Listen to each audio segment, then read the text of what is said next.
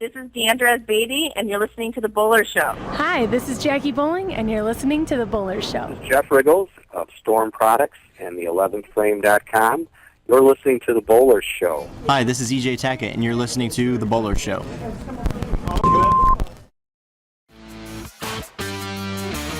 Welcome to The Bowler Show, featuring interviews with the biggest names in bowling today. Tonight, we talk to Roto Vise and creating the different staffer Billy Hutchinson about his move to Pasadena, Texas, and his work at Striking Results Pro Shop. Next, we'll be joined by 2021 Queen's champion Julia Bond to talk about her numerous titles, international medals, and success on the PWBA Tour. Following Julia, we'll hope to catch Storm Regional Sales Manager and highly successful amateur bowler Matt Gasn during a short window in his busy schedule. Aaron Smith joins us after Matt for a recap of the 2022 Open Championships and a preview of 2023 in Reno.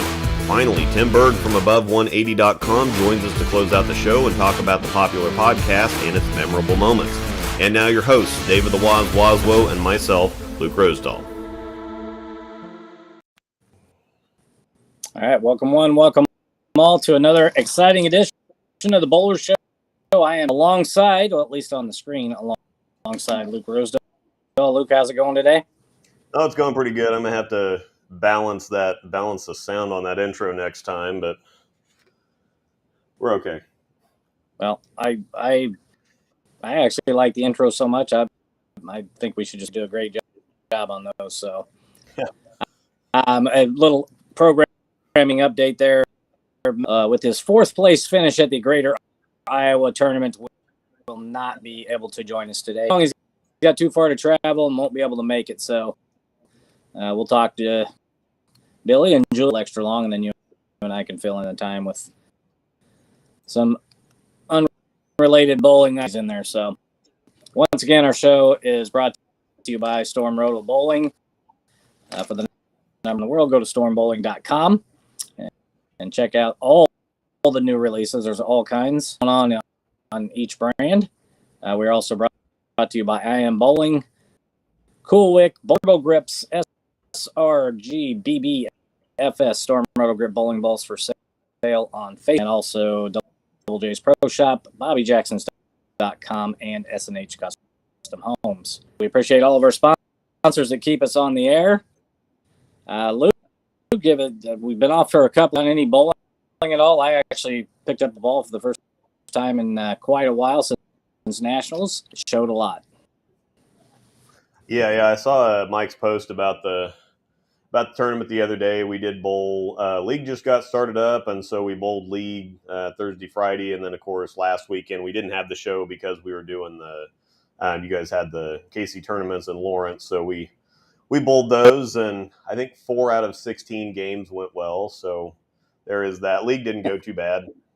Got to figure out how to pick up 7 pins again, but yep. So we're keeping on with it. So, and plenty of ball videos to do. I got all kinds of stuff. We just filmed for about 3 or 4 hours yesterday, and got all kinds of new stuff. Got all kinds of comparisons and whatnot, and then Supernova and Night Road will be here before you know it. So, lots of stuff to do. So much stuff. They're kind of overlapping, and so much demand as we want to feature. And when we get to the 610 spot with Billy Hutchinson, we will make sure all that's be perfect for you guys who like ball videos. Billy does them also.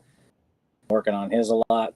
Once again, at 6:40, we'll be bringing in Julia Bond, and we're WBA season. Had a good season, and we've been trying to get her on for a little bit this week, so we will have her on at 7:20. Aaron Smith wrapping up USBC Open Championships. We handed out the Eagles a couple of weeks ago.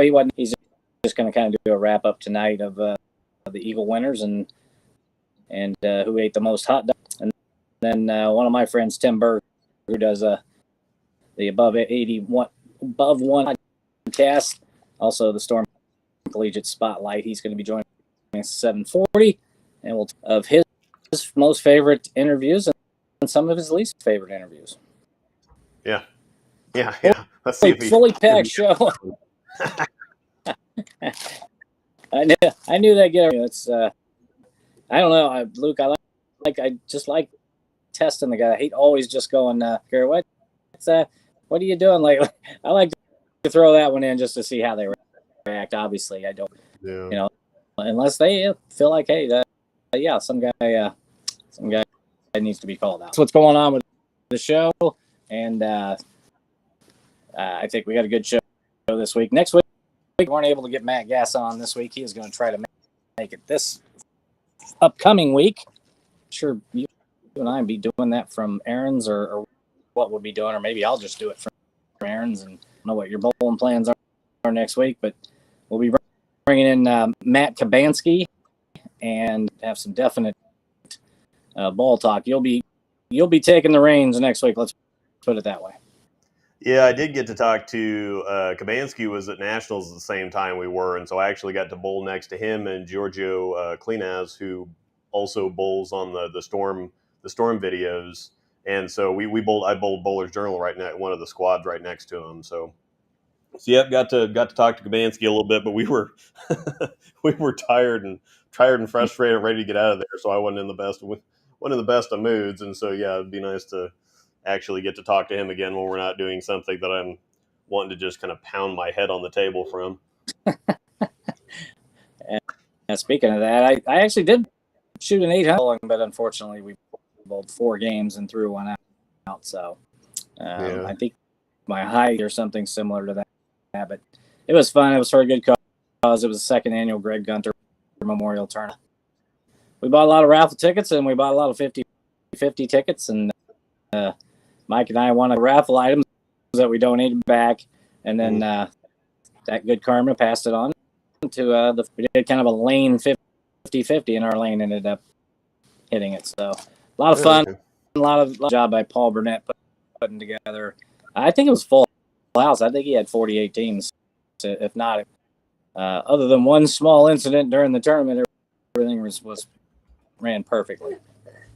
So anyway, let's go ahead and bring in our first guest, Luke. He's been that you and I know very well. He's been around these parts a lot, and unfortunately, he had to move and made the move to Houston, Texas, or Pasadena, or Greater Boulder in Texas, where it's 98 degrees every day, and he's in the other half time he's in bowling alley making dust. So let's bring him on. There he is. His name's Billy Hutchinson. Hey, what's going on, guys? How are you doing? Not doing too bad. We're still shedding a tear over your move. So tell us why in the world you would want to move from Kansas, beautiful state we have here, to almost to the whatever ocean's down there. How's that? The Gulf of Mexico.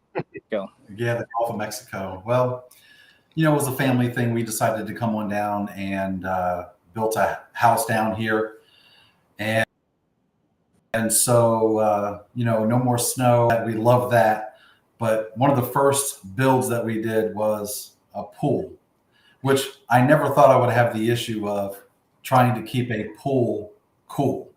So there's nothing like getting home, after a 100-degree day and jumping in a pool that's 93-degree warm bath. So, well, now that you're down there, tell us a little bit about what's going on with that. So, since I've been down here, I actually joined a league, and just kind of random. One was the owner of a pro shop. And so I talked to him and told him I wanted to learn all about the pro shop and learn about ball drilling and just, basically do everything as far as bowling related goes. And so a pro shop wasn't much longer after that there was a matchmaker at our center. And that's where I got to meet Brett Cooper. And before the matchmaker even started, I made me an offer to get on staff with some on the Roto grip side of things. And he, gave me a good deal. So I've been doing that. So I've been doing videos for that. My YouTube channel is pretty much gone from Mine's up to about 700 subscribers, and I put out videos whenever I can. I always do a ball review. After I do the ball review, I always check to see what Luke said to make sure that I'm saying the right thing, because I feel like if I see it the way that Luke sees it, then I did pretty good. So we have been seeing things actually pretty similarly. Yeah. So just learning everything in the pro shop right now, bowling all the tournaments I can, bowling SASBAs, which, the SASBAs in the Midwest, a lot of people may not know, but SASBAs are senior all-stars. So basically, if you're 50 or over, you can bowl in these tournaments, and they have singles events. They have member guests where you can get anybody to bowl with you as part of a doubles. They have team events where they do like a 50, a 60 and a guest or whatever. These usually 2 or 3 times a month. And so I've been bowling these pretty much every time that I can lately. So a lot of fun down here, and definitely missing you guys up there in Kansas City. Yeah, I noticed on Facebook you made friends real quick. A lot of people are already seeing influence on bowling and your passion for bowling, and obviously getting in with the pro shop and getting attorneys.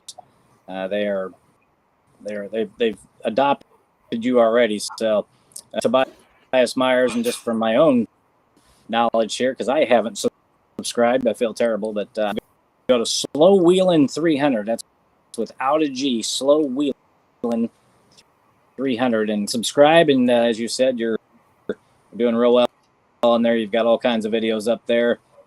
The Wolverine Dark Moss right now, and looks pretty good. So everything you throw, you throw it. Now Luke, on the other hand, obviously still working through his left-handed problems. Angel to back him up with some better ball roll. Yeah, I see Toby's on. Hey, Toby, the arm is doing good. I went through about a month and a half or whatever where I was having some bicep issues, and I'm actually thinking I'm about 98% now, so I'm back to bowling.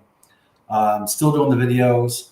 I love doing them all, and I really kind of do a contrast with Luke, where Luke is able to stay on the well, actually, I do the same thing. I stay on the left side of fourth arrow as well. So we actually have that in common. But yeah, we definitely attack, the lanes and different styles, but both get the job done. So, I love watching stuff. So yeah. Yeah, I'm just waiting until I magically turn into Brandon Carlson. Yeah, 550 rev rate at 20 miles an hour.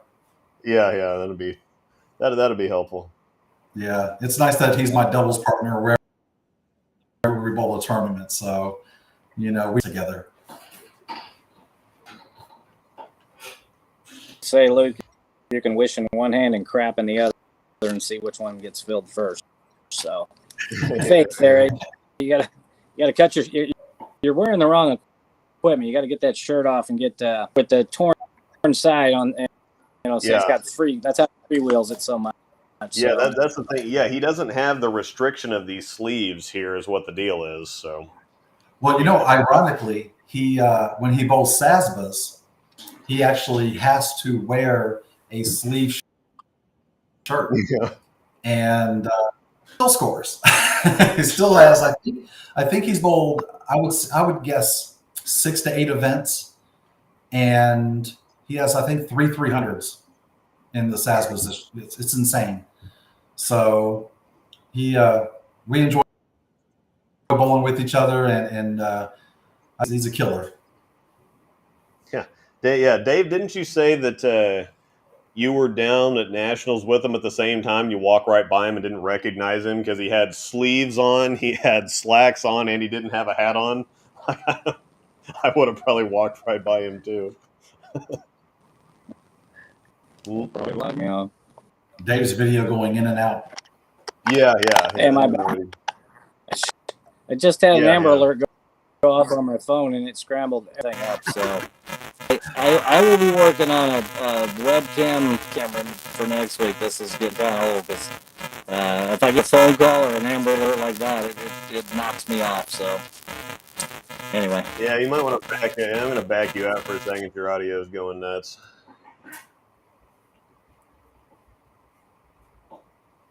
Yeah, we can talk some ball stuff until he gets back because his audio's. Yeah, it was a little scrambled there. All right, so we've had a lot of stuff come out here just really recently. I know that the 3 Roto Grip balls just came out on Friday. We had the RSTX3, the Hype Solid, and the Hustle USA. A couple weeks before that, we had the Reality Check and the Wolverine Dark Moss. A couple weeks before that, I'm running out of. What else did we had the gym, and then we had a couple other things. Infinite Physics and Cosmos. That's what we had. So yeah, we've had a lot of stuff here over the summer.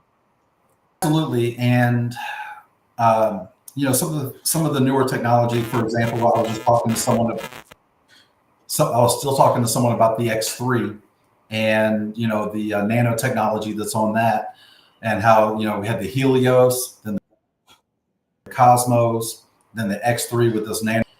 It's amazing how it changes the ball roll and the shapes of the balls. For me, especially with my rev rate, it makes a ball like the Cosmos or the X3 really kind of roll earlier in the mid lane, makes it a lot more controllable. So, for example, just like we had talked about with the X1 and the X3, even though the X3 is 2 parts pearl, 1 part solid, and the X1 is 2 parts solid, 1 part pearl, I'm assuming because of the X3, it's actually making that ball roll sooner, which I would have never thought, but it does. And I'm getting more down lane with the X1. And I think you saw it the same way. Yeah, and I think that they must have adjusted something because technically it's the same cover stock. It's Microtrax hybrid for the X1 and Microtrax hybrid for the X3 with just a little swap on the solid, more pearl in the X3, more solid in the X1. So I don't know what had to have happened there, but they're wildly different balls.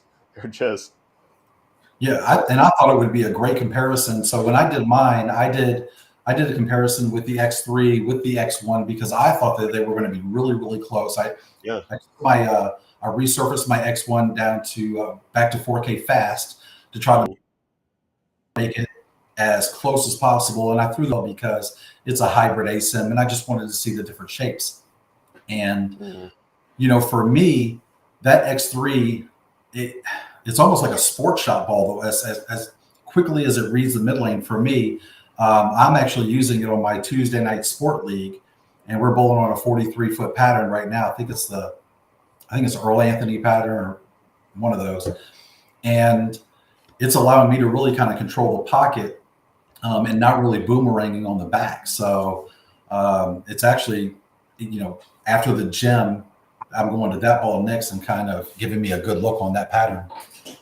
Well, that's kind of interesting because the X3 feels a whole lot closer to like a gem hybrid than anything to do with the RSTs for me anyway. If they'd have told me that ball was a gem hybrid, I'd have believed them a whole lot more than saying it's another RST. Yeah, absolutely. It feels the X3 feels more rolly than the X1 does. Like like I tell people, it's rolling forward instead of really kind of going right to left, which is obviously what you're going to get from the gem. I actually have 2 gems. I have 1 pin up, 1 pin down, and I'm using the pin down one for the sports because it's a very nice, smooth, controllable motion. But my step down from that is the X3, which I would have never thought, but it is. Yeah, I believe it. So what about the let's see. What about Hype Solid, Hustle USA? Do you normally use a whole lot of low end stuff to begin with? Does it kind of make it in there, or are you mostly all over the place? Yeah, because of my rev rate, going with weaker stuff like that, for example, like going with a Hustle Camo or a Hype Solid, if I get right, it's a little too fast. And so then I get it burnt up and then it doesn't hit. But then if I get left, it's not a big enough core to really kind of make the corner. And so that's when people watch me bowl, they're really kind of surprised that I get away with throwing these big solids like I do. It helps to blend the lane out so much better that sometimes I need to bleed off a little bit of energy from a gem, which is why I can go left to right with it so much, is because I'm actually bleeding off some of the energy. So that's why I'm not leaving 9-pin after 9-pin. It's actually going in and not going straight right to left. If I go with a hype solid, that is going to be something where I need to be able to get right, and I can kind of play more up the lane.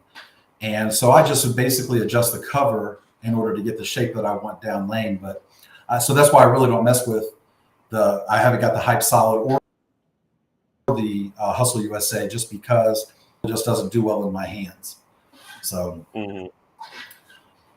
but I love hybrids though. I do love hybrids. Those are really my go-to ball to start with, where a lot of other people may have those balls to start with. Those are the balls I'm starting with.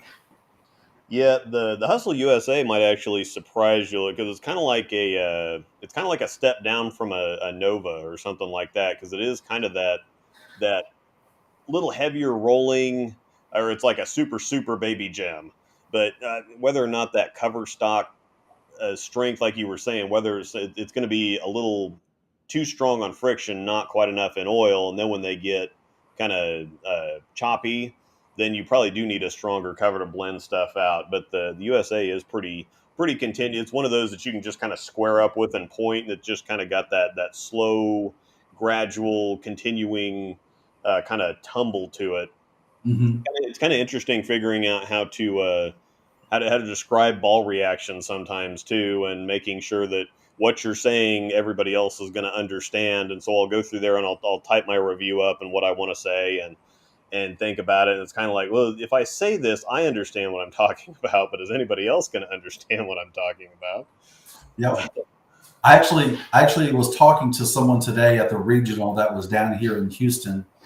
I was talking to them about making a video of bowling terms. And, most people, when they think of bowling terms, they think of, a turkey. Well, everybody knows what a turkey is or whatever. But when I am making my videos and I'm talking about the ball climbing the hill, I actually get messages like, what does that mean?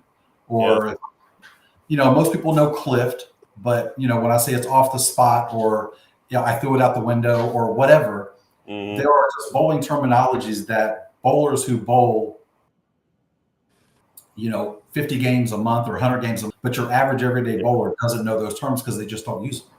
So I actually thought about doing a video explaining these terms so that people would understand a little better what we're talking about. Yeah, and that helps from a number of different. Number one, they know how to communicate, especially with you now in a pro shop. So you get all kinds of people, from people that know what they're talking about, people that think they know what they're talking about, and people who have no idea what they're talking about. And so if they, learning to communicate with a pro shop is just as important as a pro shop learning how to communicate with somebody, because you never know who's going to walk through the doors, and it's pretty challenging, but rewarding. But yeah, something like that to kind of help bridge that gap a little bit, because there is there's so much. Bowling's so complicated that you've got to understand and appreciate, or, you've got to acknowledge that it's complicated to begin with before you can kind of turn around and make it simple. But yeah, I think that'd be really helpful thing to do.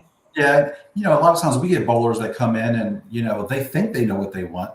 They think they want, well, I want the pin here because I want this to happen. And then you have to explain why, if we put the pin there, that won't happen, and understand, putting the pin somewhere doesn't necessarily mean that with this particular ball and this particular surface, that this is what you're going to see. And so at being part of a pro shop, it's not just our job just to, sell or push whatever equipment, but educating, are a part of that. And so helping them to understand, why the ball does what it does, or, what it's going to do for them specifically, so that they have a better understanding and can relate their concerns better to us.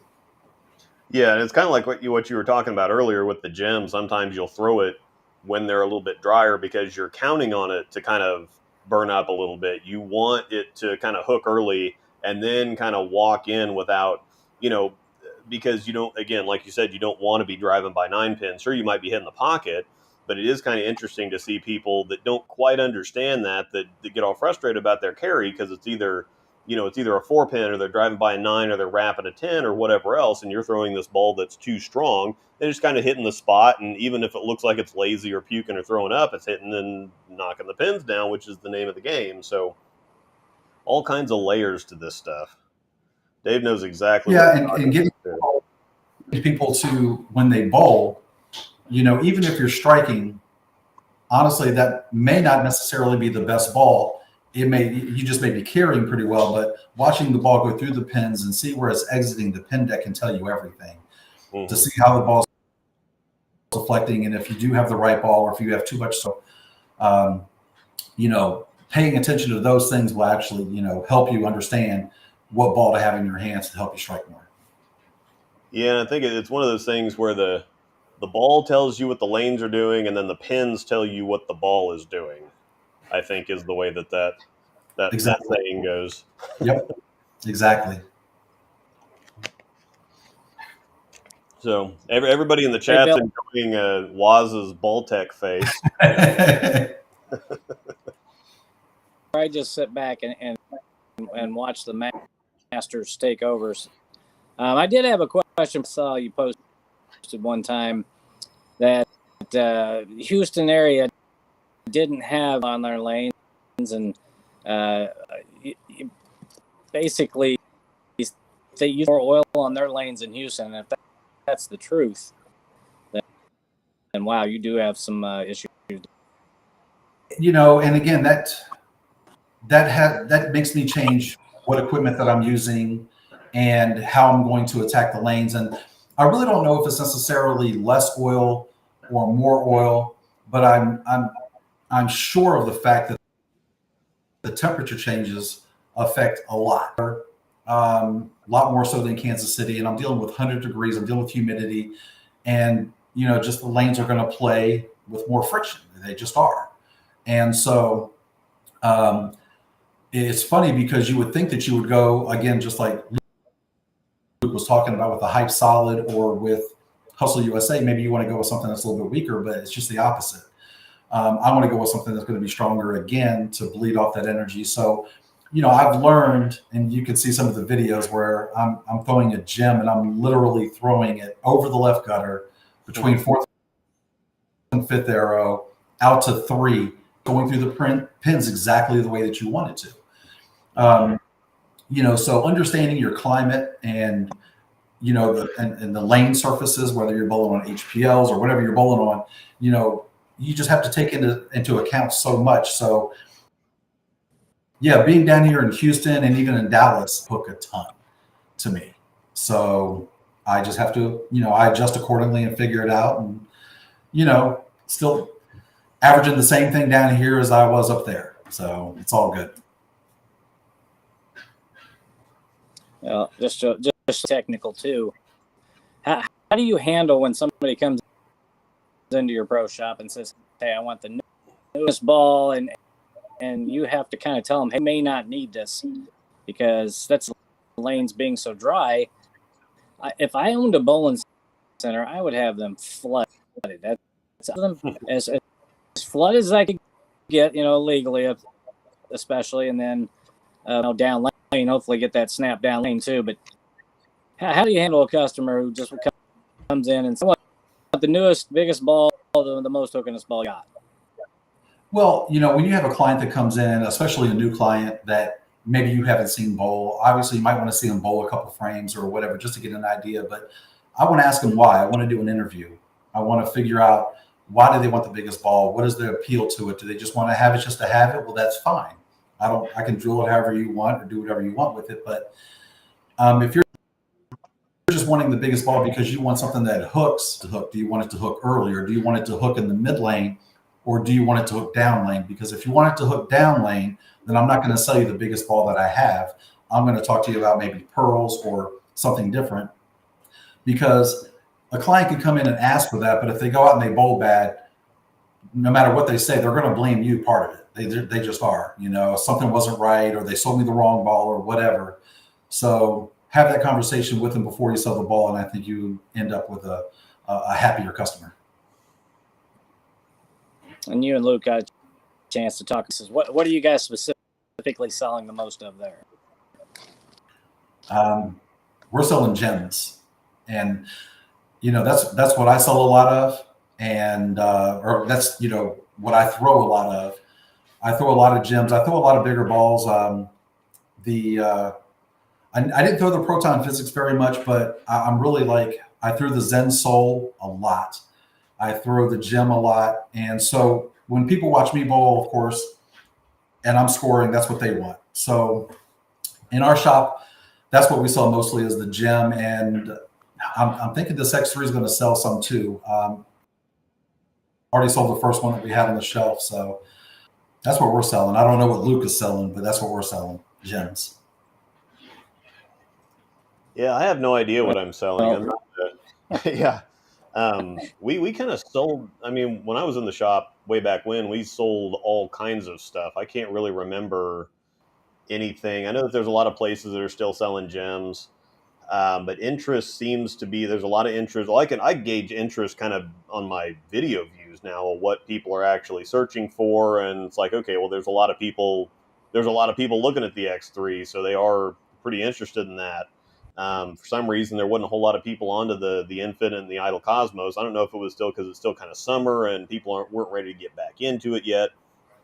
Both of those are pretty good. And then the Hype Solid's going to give the IQ Tour just a little bit of run for its money. It's a little cleaner. It's a little sharper. It just doesn't have the early reaction that the IQ does, but it could be used in a bunch of situations, kind of like a parallel move from that. But yeah, there's all kinds of stuff. I think the reality check and especially some of this other stuff, the Wolverine Dark Moss, since it's a replacement of the original Wolverine, people are really curious about what's replacing that, what's going to replace the altered reality, Trend 2, Electrify Solid, all that kind of stuff. So I would expect we'd be seeing some more stuff kind of like the Dark Moss, but for right now, the new stuff that they're coming out with is everybody's pretty excited about it, and we're getting back into league season too, so I imagine stuff's going to start ramping up here for too long. Yeah, I think that the Infinite Physics is one of the most underrated balls out there. For somebody that needs one ball to do everything, it literally can do everything. If you want to shape it and hook the lane, you can do it, but if you want to get right and go up the lane and come up the back of the ball, it can do that too. And so if you want a ball for league that is going to be pretty good at everything, I think the Infinite is a really good one. The Cosmos for me really didn't see it very well. It didn't fit my game. It was just, I don't know if it was just too early and basically not enough on the back end. Because I'm so deep, I just couldn't get the shape that I wanted out of that. But that Infinite, with the REX cover, I already love the dark code, so the Infinite was amazing for me. Yeah, I think the Cosmos is a little too smooth for how early it is. It's a big cover, and it's a really rolly symmetric core, but the Infinite has that torque, the asymmetric torque that the Cosmos doesn't have. So I think the Cosmos is kind of like a bigger IQ Tour situation, where if you've got a lot of volume and want to keep your angles closed, that'd probably be something to keep some surface on. But Stu Williams likes his quite a bit with just mirror shined. So it's kind of interesting messing around with surfaces sometimes, because I've had my UC3 just kind of sitting on the floor for the last 6 months because I had no idea what to do with it. Because if I needed urethane, it was way too strong, and if I needed something reactive, it was a little too smooth. And somebody told me, hey, Casey Murphy said, hey, I've been hearing people putting polish on them and they just turn into God balls. And I did, and it is. So, yeah. And I take all of my equipment, pretty much, especially with the 4K fast. And I will tell you that it's actually been a little frustrating for me, because every single ball that I get, it seems like it's different. It's 4K fast, but some of them look 2500K fast, and some of them look 5,000. I just, so to me, that's a little bit of frustration, but pretty much every single ball that it's going to be hit with a pad. Just because any ball that I have, I'm going to save one or two that are going to stay polished or stay at that 4K fast. But just because that ball comes straight right to left, the shinier it is, the more angular it is on the back end. And that's not good. I want something that's a lot more controllable, and I'll create the shape with my hand. I don't need the ball to do it. I want the ball just to kind of be nice and smooth, and I'll make it do what I want to do. And so I don't put polish on a lot of stuff or leave it on if it comes that way. Yeah, and I think that's another thing that a lot of tournament bowlers say that they do is like, well, when I get the ball, I instantly hit it with something. I don't care whether it is already sanded or not. It's really hard to replicate the factory surface, number one, and number two, once you adjust the surface yourself, then that's something that you can continue to kind of get back there. I think some people do get kind of frustrated. It's like, well, I got this, something like the gym. I got it and was sanded, and now it's shiny. It's not quite hook. It's reacting a little bit different, and telling them it's like, no, it's okay. I'll just bring it in and I'll sand it back down, and it'll be back to doing what it was when you drilled it. But I think that is something people are a little worried about touching surfaces for whatever reason. But that is a really good recommendation to just say, you know what, every time I get something, I'm just going to take it to whatever and let it lane shine or keep sanding it back down or whatever. But getting that factory surface off is probably a good starting point. Yeah, I agree. I will tell you, once I got lane shine on the gem, it turned into a completely different animal for me. And when I first did it, I was like, this is just a really big ball. It's going to be early. But once I got lane shine on it, it actually became a very versatile ball. I really thought the reality was like the GOAT when it came to big balls that were versatile. But now, having thrown the gem as much as I have, I put the gem right up there with it. And I think it's just an amazing ball. Yeah, it's a little too strong for me to throw very often. I know that Dave really likes his. It's just too strong for me. So I don't. I'm gonna throw my shiny UC3 probably the rest of the season, and if it's not that, it's going to be some other ridiculous lefty ball since I have to throw all this nonsense now. I don't get to have fun anymore. Well, I wouldn't know about the left side, so that part of your game at least, being able to throw on the left side. It's not. Brandon Carlson is not an accurate representation of life on the left side. He's a freak of nature. Don't pay any attention to him. It's all lies, I tell you. It's lies. I get it. All right, Billy, I got one more for you on the spot, and we're kind of tie this in with Luke's left hand. As you know, are ambidextrous. We both hands, but I am smart enough that when I'm bowling house China, I don't go near tournaments now. Luke has delved into tournaments and because he doesn't have the years of knowledge that he on patterns, and he doesn't necessarily always have help on the left side. Knowing Luke's game and equipment, what would you tell Luke? Let's say you're Luke's coach and you see him out, nothing real crazy, high or low scoring. What would you tell Luke? Hey, this is you switched over to lefty. Well, that's a tough one. Throw the black urethane one at 500 grit. You'll figure it out.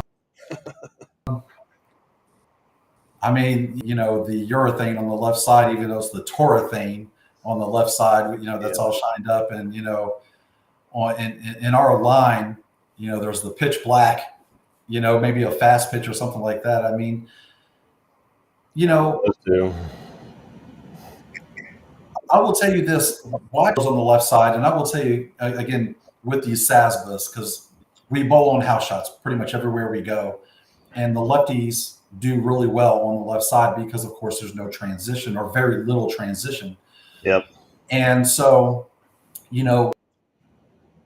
I would like to see, if Luke, as he keeps going and progressing, being able to get right and actually, play fourth arrow, just to be able to have that in his bag, in case he ever encounters it. Because I can tell you this, if he runs into a condition where it's needed, he will be the only one that can do it, because lefties don't get right or fourth arrow, are always left playing straighter up. So that might be something, that would be able to allow him to do something that other people can't. Yeah, I need to get that the Packy hand where you can get in a little bit and slow hook them. It doesn't really happen that often because we're either into righty head friction, and we don't have a track on the left side, which makes everything want to go forever and then turn sideways. But we did need it. Adamski, the expert lane condition picker, picked some 25-1 house shot last Sunday, and so there was a whole lot of just kind of fade flinging it from fourth arrow to get it down the lane. Of course, I was still using the UC3, but yeah, if I could figure out how to bend the lane a little bit more, that'd probably be pretty helpful. So, yes, Mike picks up. Thank you for leaving me out of that, because I had nothing to do with that. And part of it, as you see in the chat here, as I get hammered on, just as Waz's eyes looks like they're drooping over as Luke Tar. That's just something I've never been into, and I've just let the professionals like yourself handle it. I'll do it, and I'll do the best I can. And for whatever reason, I look at my balls. I really just don't know much about the insides of the bowling ball, so I get some deserved flack for it, and I don't mind taking it. Yeah, and I will tell you that I feel James's pain on the patterns, because when I finally did come up to Kansas City and I wanted to bowl the singles, Mike puts out a 36-foot. He knows how much I love short patterns, so thanks, Mike. I appreciate that, buddy. You're awesome for that. Well, as long as it's not in the PWBA patterns, we're going to talk to Julia Bond here in a minute, and they have some of the most nightmarish stuff imaginable. And we had to bowl on one of it. Well, one of the ones that Mike picked on Saturday was, I can't remember exactly what pattern it was, but it was awful. It was like 30 mils, 43 feet, and I feel bad for him just having to watch him, but actually having to bowl on it is no. It was the 2019 PWBA Twin Cities Open. Hold on, that we talk to her if she remembers that. But Billy, that's a thumb pattern choices this week. We'll get with Mike and see what he says. Luckily, this week at the South going on house, and then of course for the Greater Kansas City Open, we'll also be going on house. I'll not get any blame for the patterns for the next couple of 3 tournaments. Well, and I will tell you that I know you have Julia coming on next, and I got to watch her bowl at the Lucy, and I will tell you that she is absolutely amazing on the planet. And I don't say female bowlers, because she is literally one of the best bowlers on the planet, and I loved watching her. So I was at the Lucy watching all, people that are considered, my peers as far as bowlers that are really good. And that's what they love to do. And I was geeking all. I love to watch great bowling, and I love to watch great bowlers. And Julie was definitely in there. So it was awesome. Oh, I'm so flattered. I'm so glad I got to hear that. Thank you. She was here, so I figured I'd just go ahead and. Thank you. I really appreciate Yeah, she was there to watch Shannon Sellens, and because she's from Kansas City, which is where I'm from, and so I got to watch you bowl and everybody, and like I said, I was just geeking all over it. You didn't know it, but I got a video of you bowling and striking, and it was amazing. So I good bowlers. Thank you. That means a lot. And like I toot my own horn a little bit. Like I bowled really well at the Lucy, I thought. I mean, Wesley, carried his weight too, but I feel like I did my part. So the Lucy is such a fabulous tournament. And you're so blessed to get the chance to do it and spend time with everybody. So it was great. just so you know, Mr. 900 was in your backpack. You were not in his. Right. Yeah. Yes. We that joke every year. I mean, Wesley's one of my closest and bestest friends. And that's the other thing, getting a chance to bowl with your friends in that capacity like that, I think is truly great. So yeah, he did all right. I did good. Absolutely. He did all right. So it was fun. We had a good time together. That's awesome. Guys, I really appreciate you having me on. So it was an honor to be here. All right, Billy. We appreciate the time you spent with us today. Good luck down there in Houston. Thanks, guys. I appreciate it. Take care, Julia. Thanks, you too. Gabby getting in a shot there. Luke, I don't know if you heard that. Julia, welcome. A little bit of an introduction ready for you, but Luke decided that would be a perfect time for you to come. I agree. That was always good. Always good. I got to hear him say that. So that was very sweet. I appreciate it. All right. Well, the Lucy kind of ended the season for you. Go up your year in review with the PWBA. So I've been trying to, it's been about a week and a half since, tours ended, and I've had a chance to kind of reflect and think about everything. And when I think about this season, it was very reminiscent for me as it like my rookie year, in the way that I learned a lot and, I made some cuts, but it was that same of constant growing and learning that I remember feeling in my rookie year. And it's easy for me to think about last year and compare it to this year and think that the season was a bust. And I feel like that really does a disservice to myself because, each season it's its own kind of entity. It's easy to compare and all that, but I think it's best to kind of take each season for what it was and, obviously learn from the previous one, what went well, what could I have worked on. And I think that works the same way for this season. So overall, I'm a little disappointed with how it went, but I mean, I think it's easy to think that way when I won 3 titles last year. But, I made some cuts. I made a show. I feel like I finished strong at the Tour Championships. I led one of the squads for the Pepsi Classic down in Dallas. And so overall, I'm okay with how the season was. I wish it was a little bit better, but I know what I need to work on, and I'm really excited to get back to work to, get myself back into that tournament shape. And the other thing that I have to think about, and I'm sure we'll talk about it, is that I'm kind of in this transition in my life. I am now the assistant coach at the University of Nebraska. And so, in September, I had to make that move, 500 miles away and kind of get acclimated to my new job and a new environment, and then try to practice for tour on top of that. And so I feel like I did the best that I could with the time that I had, but, my life just looks different, and that's okay. There's nothing wrong with that. I've loved every minute of it, but just to kind of, I had to rethink and rework. And so I'm excited to take all the things that I learned from last season and how my life is adjusted and move forward and get back into that process again. Well, you bowled at Nebraska, and of course you won a national championship there. Talk a little bit about Nebraska, how that shaped you as a bowler, and at what point did you think while you were bowling college that you'd be on the PWBA tour? So as far as thinking about the tour, because at the time, so I went into college in 2014, so the women's tour wasn't in the works yet. And so I knew I wanted to still be highly competitive, once college was done, because, bowling is essentially like my entire life. And so my sophomore year is when the tour got relaunched. And so it felt like there was this light at the end of the tunnel. And I was just like, oh my gosh, this is it. This is my moment. I can't wait to graduate. And I can't wait to get into that, into that tour lifestyle. And I think Nebraska really prepared me in that sense for just competitive bowling and to kind of figure out who I am as a bowler.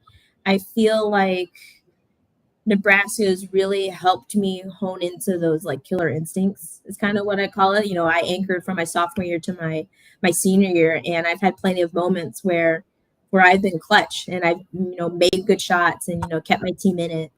And just to have that support behind me, I think has really turned me into a confident bowler and one who believes in themselves and who sees themselves being successful, in their career. And I remember distinctly, my sophomore year, I came home from a break And I remember like my closest friends telling me, you know, you're different. But it wasn't like, oh, like you've changed. It was just like you're becoming who we know. Like my, again, like your friends and family always know that potential. Like they see it, I think, before you yourself see it. And they're like, you're finally on your path. You're becoming the person we knew you could be. And that just felt so special. And so Nebraska has really been a key kind of part of my life that helped me be who I am today. And I'm really appreciative to now come back as an assistant coach and help other women be on that journey and to help them learn and grow in the sport and to be confident like how I learned to be. And you talked about moving to anchor a freshman or maybe even during that sophomore season. Who are some of the ladies or the that bowled at the time that you did that maybe you thought, hey, that's somebody I want to emulate or their ideas, and it helped you to become a better bowler? So I was super blessed my freshman year to bowl with Liz Colkin. And she's someone who, when we talk about killer instincts, like she has that. Like, again, she's from New York, so she also has that like New Yorker attitude of just, is, straight to business. If you're not doing your job, like you need to do your job, and she'll let you know you're not doing your job. And so I was really, it was great to learn from her. So she anchored, and and my job was to set her up. I was the 4-hole. And so as a freshman, I was just like, oh no, I need to do my job, and I don't want to mess this up. I want to be there for her. I want to be there for this team. And I think, setting her up was super special. And I have great memories of the TV show and just at tournaments. And she's another one that she gets the job done. Like when I think of an anchor and I think of someone who is clutch, I think of Liz Colkin. I feel like I'm not saying this very eloquently, but she just gets the job done. She sees it, she does it, and she attacks it. And she's just a great athlete. She just mentally and everything about her, she just has this aura about her that is just competitive. And it was so great to be able to spend that time with her.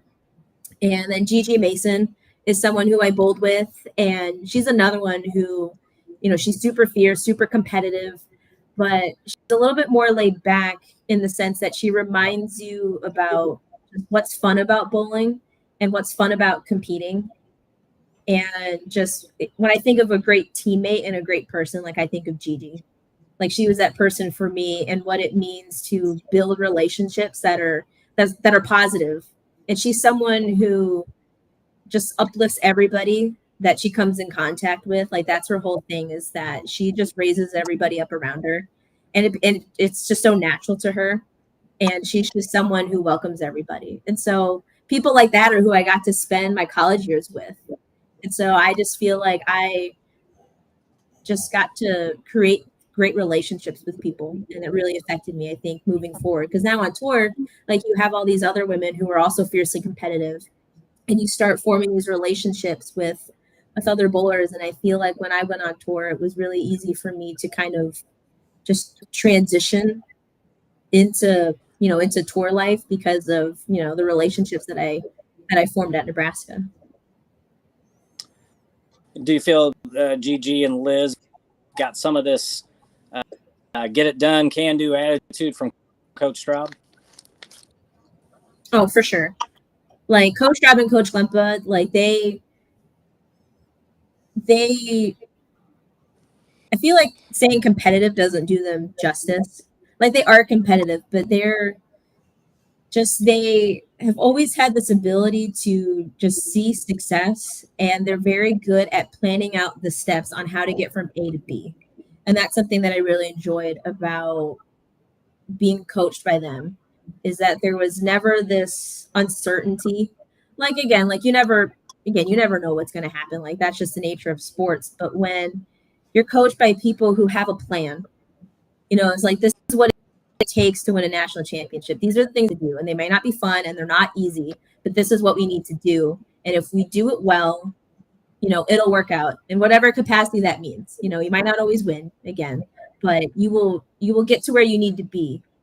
And so it was really special. Again, I'm fortunate that I got to spend time with with Bill Straub. I respect him so much. And now I get to work with Paul Klempa, who, was the assistant when I was a player. And so that's been really special for me, is to, again, this transition in my life, I get to do it with Coach Klempa. And we had such a great relationship. And I feel like I need to say this. I'm kind of segueing a little bit. And Luke, when I first went on, like, a part of me felt a little starstruck because Paul and I watch your review videos all the time. Like, when we're planning out our arsenals for the girls, like, we immediately go to your channel, and that's what we were doing last Thursday. We were going, like, over the Dark Moth, the Infinite Physics, the reality check, and those are balls that I've thrown myself, but it's still, again, you just explain things so well, and then Paul just kind of like bounces the ideas off of me, and so it was just, again, it's really cool to be here in this space and knowing that we watch your channel. So again, we are very appreciative at Nebraska for the videos that you do. They're very helpful, very informative. But yeah, no, Coach Straub and Coach Klempa, like, again, I'm very grateful to be able to, again, call them coaches and now call them peers. I literally saw Bill, I think, last Thursday too, and he just, comes in. He's actually being inducted into the Nebraska Athletic Hall of Fame on September 30th. So we're having this nice ceremony, and he's trying to plan a party, and so that's been really fun to talk about. So, but anyway, just been very fortunate for the relationships and connections that I formed while going to school there. Luke, you want to go ahead and respond? You go dive Yeah, right yeah. in. Well, that's great, because I think you were reading my mind a little bit, because a lot of the things you said early on is stuff that I wanted to talk to you about anyway, because I'm a huge fan of yours. When I used to work in a pro shop, I would have collegiate live streams on all the time. I love PWBA and watching collegiate stuff too, and most of the stuff, especially because some of the women are on the NCAA. And so I would sit in there and watch stuff all the time. And I really keyed in on Liz, I think, in 2014, because all the streams that I got to watch that year, it seemed like Nebraska was on every single one of them. And I would take note of her because it's like she struck out every single 10th frame. It's like, it didn't matter if she was making a ball change or whatever else. And I'm like, who is this? And then, of course, naturally, I started watching you too. And I really like Carolyn Doran-Ballard when I was growing up. She was one that I really liked to watch because, you don't have a big rev rate. You don't throw it 20 miles an hour. You just know how to bowl and get the pins down. And I imagine that's been kind of I want to ask you a question about that later as soon as I shut up and stop rambling here. So yeah, let me figure out a question out of here. I'm a little nervous here too, but yeah, so thank you for saying that. I appreciate that. And I've been a big fan of yours for a long time. So Thank you. let me pull up something here. So you got, I always like to really dig in and look at, so anybody that goes to PWBA.com, you can look up and see all these bios on here. You won junior gold in 2013. You were, let me see, Illinois State High School team and individual champion 2014, team champion 2013. You won, of course, with Nebraska 2015, runner-up at the Intercollegiate Singles Championships. You've got a bunch of international medals on here, too. You were on Junior Team USA for a while, Team USA. You won the Queens last year. You have a handful of PWBA titles now. So where are some of your favorite places to go internationally? Or where have been some of your favorite places to bowl?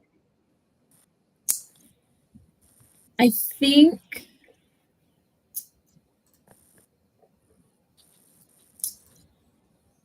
one that brings good memories for me, and I know it's not very exciting as far as location goes because it was the World Youth Championships that was at Lincoln, Nebraska.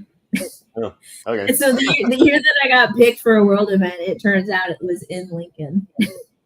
But I mean, I say that, with as much affection as possible because, again, I got to stay home, and it was at Sun Valley Lanes. And John Lucido and the staff at Sun Valley Lanes are some of the best people that you're ever going to meet. They're so good at their jobs.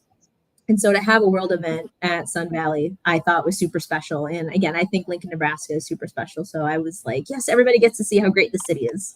And so they'll believe me, it's not just cornfields. But just so for that, so that was my first world event. And so naturally that had a lot of positive emotions. I went on the women's team. It was me, Gigi, Stephanie Schwartz, and Jordan Richards. And I think the world of all those girls. And so it was really special to be at a world event and to win some medals with them, because we were still in school. And I always find it interesting, and even the same way on tour, is that you go from bowling against these women, like again, Jordan bowled for Arkansas State. You know, we're constantly going back and forth. Stephanie Schwartz bowled for SFA. We're constantly going back and forth. And then you get put in the space where now you're teammates and you're representing your country for a medal. And, you know, it just kind of gives me goosebumps, because it's hard to put it into words, but that's a connection that we all share, that, you know, we can just say a word or just or say a couple words, and it just takes us back to a really special moment in our lives. So that one was really fun for me. Another one that was really cool. It's hard to I feel like I'm just going to talk about all of them because I think they're all special in their own way. But Mexico was really fun. We went to Guadalajara, and just, again, it's always cool to see just different cultures and just, again, seeing all the different countries. And that was my first time traveling for, you know, Team USA out of the country. And so that one kind of had those goosebumps of like, wow, like I'm traveling with Team USA, and, you know, and then my most recent, I feel like I have to talk about the World Games that was in Birmingham, Alabama. So another case where I, got picked for an event that, you know, I didn't leave the country, but it was on string pins, which was really cool. We stayed in an athlete village, which was super, super cool. And unlike other world events that I've done, it's, you know, they're just bowling. And so there's just bowlers everywhere. You know, like everybody knows what's going on. Everybody relatively knows everyone in some capacity. But at the World Games, there was other sports, like other athletes from like different countries. And it just really felt like a true Olympic experience, which I've never had up until this point. So the World Games was really, really special. And I got to spend some quality time with Shannon O'Keefe. And, you know, and I've spent time with her before. Like I saw her in college. She was coaching McKendree and then being on Team USA. But this is the first time that I've been picked as an adult to bowl in something. And and also it's Shannon's last year on Team USA. So I was like, oh my gosh, like I'm bowling doubles with Shannon O'Keefe and I get to like room with her and I get to stay with her. And so it was very much me like fangirling. But that time was so special. And it's the same thing. Like Shannon and I will see each other and like we both really enjoyed our time together. Like I got to know her more as a person and as a bowler and just as a fellow female athlete. And we had a lot of great conversations, you know, about bowling and everything in between. And I felt like I just strengthened my relationship with her. And it was just amazing. And it goes both ways. Like she also had a good time getting to know me. And it was just really incredible for the both of us. And so I guess I have to pick the World Games, even though that's the most recent one. But I feel like just the time that I got to spend with Shannon, you know, really kind of put that event in a different category for me personally. Yeah, and you mentioned having the killer instinct earlier, and that's another reason why I'm a really big fan of yours. You and Shannon definitely express it differently. Like Shannon's very, very outwardly intense, and you're kind of like, you know, those movie scenes where they're in slow motion. There's a bunch of stuff blowing up behind you, and you're just kind of calmly walking away, like, yeah, I did that. So in finding. Actually, let me stop there. String pins. Yes. How interesting was that? There was a lot of people. It was a big kind of a buzz in the bowling world talking about the string pins being used there. So talk a little bit about that before I ramble some more. So for me, I thought it was really cool, and it wasn't too different for me as an experience because at the University of Nebraska on East Campus, where we practice, our setup is on string pins. And so for me, it was like, oh, okay, like I know this, like I'm familiar with this. And so when I found out that the World Games was on pin centers and that I got picked, I was just like, oh, it was meant to be. Like I got this, guys. We're gonna be fine. I'm fine. And our string pins are Brunswick. The ones that were used at the World Games were Quebeca, AMF. And there was a little bit of a difference. I think what everybody saw, there were some videos that were posted, and there were some late hits, a lot of them being the 10 pins where it would just kind of be standing there. And the way that I kind of described it to people is if someone like took their finger around the string and just went like that, like they just literally just went whoop. And they had a rule. Like I think the rule was 4 seconds. Like if it after 4 seconds, if it fell, it didn't count. So I guess again, how they think of that number, I don't know. I'm not in the room, when they make those decisions. And so there was rulings in place, and they had cameras, and if they had to replay stuff, they would. And so I think they tried to account for it. But something that Brian O'Keefe, our Team USA coach, Brian O'Keefe, and I talked about is that Brian loved it personally. Like he was kind of geeking out over it because the men were particularly really fun to watch because it felt like you were getting a truer sense of ball reaction. Because there's times where, messengers are cool. Like, I get excited when I get one. But I think sometimes it kind of masks what's going on. Like your ball is not going through the pins as best as it could. Like I hate saying that, but it's like you left something. You hit 9, you get 9. Like you didn't get it. Yeah. But so the men were particularly fun to watch because you weren't getting those hits. Yeah. And so it just felt like you were getting a truer sense of what is going on. And so when they made ball changes or when they made adjustments, like you could see it, and you could see it work or you could not see it work. And so I thought that was really cool just to sit there and see it. And like towards the end of the week, like you still never got things to shoot across the deck. Like that never happened, but you started seeing pins want to like roll over there. They never made contact. Like they never like made it. But as the week went on, you could see them. I don't know how to describe it other than saying maybe looser. I feel like that's not even a great description, but you saw more pins on the deck because before they would just kind of all go back. Like you didn't really see things left over. But as the week went on, you started to see a little bit of it. So I had a great experience with it. I thought it was really cool. I'm not sure what the future looks like per se, but I think, the whole point of it was to have a quick setup and a quick takedown and to be able to get us to finish our sets faster. Because with string pin setters, there's less moving parts. You don't really need, there's a mechanic, but there's not the same need for one in a commercial center with normal like machinery. And so it makes sense. I see the value behind it. And again, I'm not sure what the future looks like, but I thought we had a great experience with it. Splits were definitely easier to pick up. That's the other thing.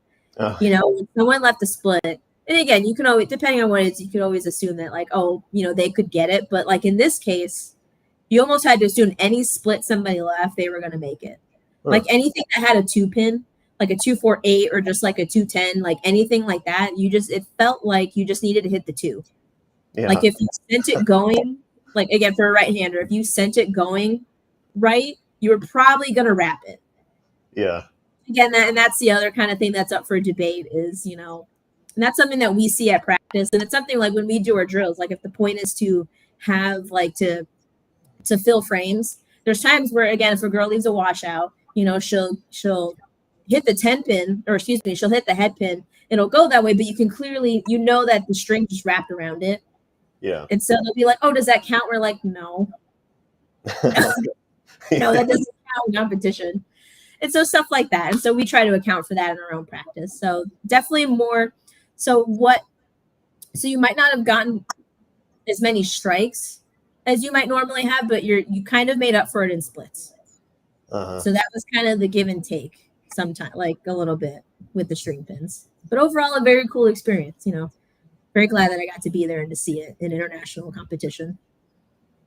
Yeah, and those are some of the things that I kind of key in on too, because I actually like bowling on twister pins, for example. And I think that what you I don't know. I like bowling on twister But it's the thing, Yeah. they carry differently, and I feel like the string pin's exactly what you said with the messengers just aren't a thing, and that's what I've thought too. It's like, okay, yeah, well, it's not really messengers. A lot of the time aren't that great of a shot. It's a flat 10 otherwise, or just a flat corner pin because your ball you just maybe had the speed or revs to overcome that. Now, speaking of speed or revs, that's another thing I wanted to ask you about, because I'm sure that the temptation to raise your speed or raise your rev rate is always there. But how do you keep yourself inside? You know what? I'm really darn good at knocking the pins over, doing what I do now. So was there ever a point where you thought, gosh, I wish I could throw a little harder, or wish I could rev it up a little bit more, or just kind of focus on refining what you already do? When I was younger, for sure, there was the thought that, I wish I could do this, or I wish I could do that, or, because to be honest with you, I don't feel as small as I am. Like, I see people and I know that they're much taller than me, but me, myself, I don't feel as small as I am. And so when I don't get those hits, or when I don't get the carry that it feels like everybody else gets, it's just like, well, that's not fair. Like, why is this happening? But then as I got older, and something that I think really helped me, and I should tell him this one day, I just haven't. I was doing something very similar to this. It was for the Storm Evolution youth group. And I was there as a speaker, and so was Frankie, Francois. And he got asked, I think, a very similar question, or it was something like, just kind of like words of advice type of thing for the kids. And something that he said, he gave a personal anecdote about how he was, again, Frankie's kind of in that same position. He's a little bit smaller than the other guys on tour. That's the silly thing. Frankie put so much on it, but just compared to the other men on tour, it's just less. But Frankie puts so much on it too. But anyway, he was saying about how he was in that similar mindset. Like, he tried to do more, like how everybody else around him was, and his game was suffering for it. And he kind of had to take a step back and do some reflection. And he's like, what am I good at? And he kind of went that route. He embraced the things that he was good at. And then he went on that rampage that he went on at the US Open, that period of time. And that really spoke to me because it just resonated with just me. It was very similar. And so once he said that, and I was kind of in that, I was like this close. I was in the process of accepting like my game and who I am. But once he said that, I was just like I want to do that. Like, I want to accept my game, and I want to refine it, and I want to take it to that other level. And so him saying that was super, super helpful. It just resonated with me. And again, with being on the smaller side, there was a point where I did have to learn how to throw it faster, just because there was a time where and I think this happens to kids a lot too, is when they're learning to hook the ball, there becomes a point where the rev rate or the rotation and the speed just aren't quite matching up. You're learning to hook it. So sometimes the rotation is high, but the speed isn't there. So everything just wants to just, do too much. And so for me, I, learned how to throw it faster. And then I kind of did the opposite. I started overthrowing it. Like, I started throwing it too fast for, the rotation that I have. And so I feel like now I'm kind of in that balance. And so what's hard for me is my timing I'm not necessarily early, but I think I'm a little quicker than I think most people are. Like, my timing is relatively normal, but sometimes I get started a little bit faster. And so sometimes I wouldn't wait at the top of the swing. That's something that I had to work on when I was younger. And it's not so much a problem too much anymore. But yeah, I've really learned to embrace the things that I'm good at. Like, it always takes me back when I say it. I'm good at playing right. I was terrible at it as a kid. So whenever I say it out loud, like, it always kind of takes me back. She's like, you're right. Like, you are good at playing right. Like, you can do it. Like, you're good at it now. And kind of doing that down and in, like that fallback. Like, I've gotten better at slowing the speed down and kind of learning to do that slower hook and covering boards. Like, I know I can do it, but like long patterns, like, I'm good at short patterns, but long patterns, I feel like, are my true bread and butter, because I can play an angle that is kind of like, I can trap it really well. And some people, I think a majority of people aren't really comfortable seeing the ball be placed so in front of them. Whereas for me, I've enjoyed that angle. Like I've always been good at it. And so and that was like when we were in Dallas for the Pepsi Classic, that's where I was. And so that's, I ended up going plus 200, whatever, over to put myself back in it for the tour championships because I dug myself a nice little hole in the first event. And so, but yeah, that's where I'm at right now. I've really kind of grown into myself. And again, I'm always working on, the things that need to get better. But I feel like I really embraced who I am as a player and the things that I'm good at. And taking a step back and saying it out loud, like these are I am good at this and I can do it. And it's okay for me to say that out loud because sometimes it feels weird. But and again, I'm growing into myself more. And so, yes, I'm embracing myself now. Well, and that's exactly the example I was thinking about because I remember, Frankie was doing well and then he tried to develop a little bit more of a power game and it just really didn't work for him. And so we went back to doing what he's so good at. And then, his success started to take off again. So, So yeah. Got one more thing for you. It's the most important thing, by the way. Where did the side ponytail come from? Ooh, that is a fabulous question. And so I just like it. Like, I wish I had this cool story. Like, some people are like, oh, like, does your swing get in the way if it's normal? And I'm like, no, I just like it. Like, I just like it that way. And it's become kind of a signature style. I think it's fun. It's something like subtle. Kyle has this great, fabulous fashion and everyone can spot him. And with my ponytail, I feel like that's how people spot me now. Yeah. Because it's pretty high and it's pretty out there. And so I'm not very tall. And so I feel like that's how people see me. Like that's how they can spot me in a crowd is finding the ponytail. And so it's just something that I find fun. And it just is almost kind of like an alter ego of sorts. Because again, I feel like people see me regularly. Like my hair is a lot shorter than I think that they're used to seeing. And it really does feel like an alter ego. Like believe it or not, I like my hair shorter. But when I'm on tour and I let it grow out and I can have this long, side pony, that just feels like, again, kind of like my superhero moments. Like, all right, the ponytail's up, like I'm here to bowl and like I'm ready. And so it didn't start out as anything. It was something that I liked, but I think as I've, again, kind of developed my career and gotten myself out there, it's kind of become like my little symbol, and that's me, and that's how people find me, and that's how people point me out. And a cute story that, it always makes my heart happy whenever I tell it or think about it. There was this young girl who reached out to me her mom actually reached out to me, and she's like, my daughter really looks up to you. She has been starting to wear her hair like you. And we were just wondering if like you could, if you could just send her like a letter or a message. And I was all for it. And I did her one better. I actually sent her a bunch of scrunchies because when I bowl, I wear scrunchies and I match the colors to the jerseys that I'm wearing. Mm-hmm. And so then her mom sent me pictures of her bowling and her wearing her scrunchies and her having her hair to the side.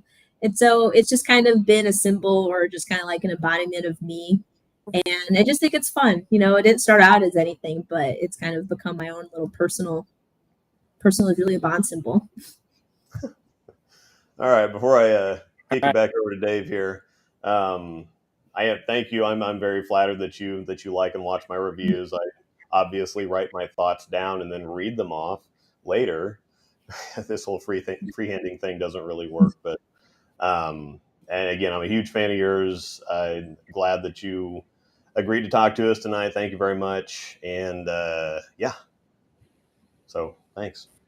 Yeah, thank you. I had a great time. It was nice to meet you again. I've been, we've heard your voice and your reviews, and I see Angel. I feel like I keep forgetting, I need to give Angel a shout out because she's in your videos and she does fabulous, and she's been in the chat. So again, you and Angel do a fabulous job, and we really enjoy your videos. So again, thank you again. Thank you. All right, Julie, let's just leave it at that. My feeling on the ponytail real quick is you have it on the side like that. That gives you more room for TRs. Ooh, I like it. I need to add that. For one of my reasons, so much better than what I said. I love it. Once again, we thank you for coming on. I know Luke thanks you for sure. Luke is a big PWBA guy, and with you, and especially about his videos, which I've always told people before I even came on here as co-host of the Bowler Show that he tells it like it is on his videos, and they're very informed. Ball is perfect for everybody, so he does a great job with those, and it's good to see people recognizing it. And we coming on, and Julia, best of success to you here in the future. Bye, Julie. Thank you so much, guys. Thanks for inviting me. I had a great time. Thank you. All right, take care. Take care. Luke, let's do this. Let's give you a moment to cool off, wipe off your brow there a little bit. Maybe aim back with water. I gotta. Let's get in on Bobby Jackson's commercial here before we wrap up the 2022 USBC Open Championships. Bobby Jackson's Trading is the place to sell all your unwanted precious metals, including broken gold and silver jewelry. They also buy old silver and gold coins, so check them out for all your buying and selling needs. Also, did you know that Bobby Jackson's Trading pays top dollar for your unwanted gift cards? You know the ones your grandma got you for Christmas? Bobby Jackson's Trading is located on 23rd Street, just 1 block east of Noland Road in Independence, Missouri. They're open 7 days a week. Check them out at bobbyjacksons.com or give Bob Foster a call at 816-463-1919. That's 816-463-1919. Well, I love that caricature of Bob at the first there. He's got Leone who he does a lot of that stuff. Does a good job on it. Does for Bob's league that he runs, the Bracket Madness League, which Summer League is rather his fall league. So Bob does a great job with all that stuff. So we appreciate him being on here as a spot. Without further ado, it's kind of a bittersweet day. It's not that Aaron can't come on at any other. We couldn't make it a couple of weeks ago for our Eagle wrap-up show, but we have him here this week going on a 6 or 7 month vacation here. Of course, that's not what they do at the USBC. People think they do that championships wrap up, but Aaron, welcome back to your last Bowler Show for a while. And I am not sure Aaron Smith can hear us. Frozen. he's not in his. He's not in his usual accommodations. So yeah, it might be a little. This is what happened to me on the Norm Duke show when I was telling one of my favorite memories, and I said something I thought was going to make him chuckle, and he was just staring at me like that the whole time, and I didn't know he'd frozen, and so then I start just kind of nervously rambling. I'm like, oh God, what did I say? I thought, boy, Aaron is really intent on. He's. I just messaged him and told him to click out and click back in, and we'll see. How are you doing? You doing okay there? Yeah, the heart rate's coming down a little bit. I made the mistake of pouring some kind of like a latte to drink while I was doing that. But I like I put in the chat, Julia's definitely Verity levels of nervous for me, so I can see very clearly how this is going to go next time we have Verity on the show. Because I've watched Julia for a long time, but again, when I watched all those collegiate live streams, you know, I keyed in on Liz Colkin first because it's like, well, she's the anchor for Nebraska. I think it was her senior. I think 2014 was her senior season. She just struck out every single time. But I also took note of Julia because she struck most of the time too. Plus, she doesn't have the speed and the rev rate and whatever else. And then, like I said, she's just got that stone cold where she's. Like I said, her and Shannon are very different levels of intensity. They both have that killer instinct. And I really like that she said that too, because sometimes I think people go into college and they get so into the lingo and the drills and the this and the that they almost kind of strip away the competitive kind of, you know, emotion of it just a little bit. And they're too into the bowling math and just stay within the process and do that and whatever else. And I do appreciate when people know how to turn it on when it's time to win. It's like, okay, well, we do this here we do the drills and all this stuff for a reason. Now it's time to turn it on and actually win, not just kind of go out there and execute. There's a big difference between competing and executing. So yeah. If you get a chance, go to Angel's second comment there about yourself and highlight that thing and put it up on this. That's pretty funny. She's sitting in another room, but listening to you chat there, and snickering because that was a good moment. Obviously, you're a fan. She's a fan of you. That had to throw you a little bit when she said, "Hey, by the way, we watch your videos to tournaments." That had to throw you a little bit. Yeah, I had all this stuff. I had it all figured out and all planned out because she said I was going to talk about her, killer instinct. And then she said something about that. And then she said something about Liz. And I was going to ask her about Liz. And then she mentioned the whole New York thing. My sister-in-law is from New York too. So I totally get I know exactly what she's talking about with that. And so I had all this stuff figured out, and I've got her bio up here, and I was going to ask her a few things. And she says, "Oh yeah, we watch your videos." And, we toss ideas back and forth and whatever else. I'm like, oh, great. The hamsters just kind of took the rest of the night off. So, yeah, Aaron Smith will be back here momentarily. Yeah, he's in here now, so I'm going to go ahead and. All right, Aaron. All right. Aaron, are you with us, sir? I can hear you guys. Hopefully, you can hear me all right. Yep. This is like the first night in Bowler Show history where we haven't had we can't hear you. Go back out and whatever else. So, well, it's good to see you guys.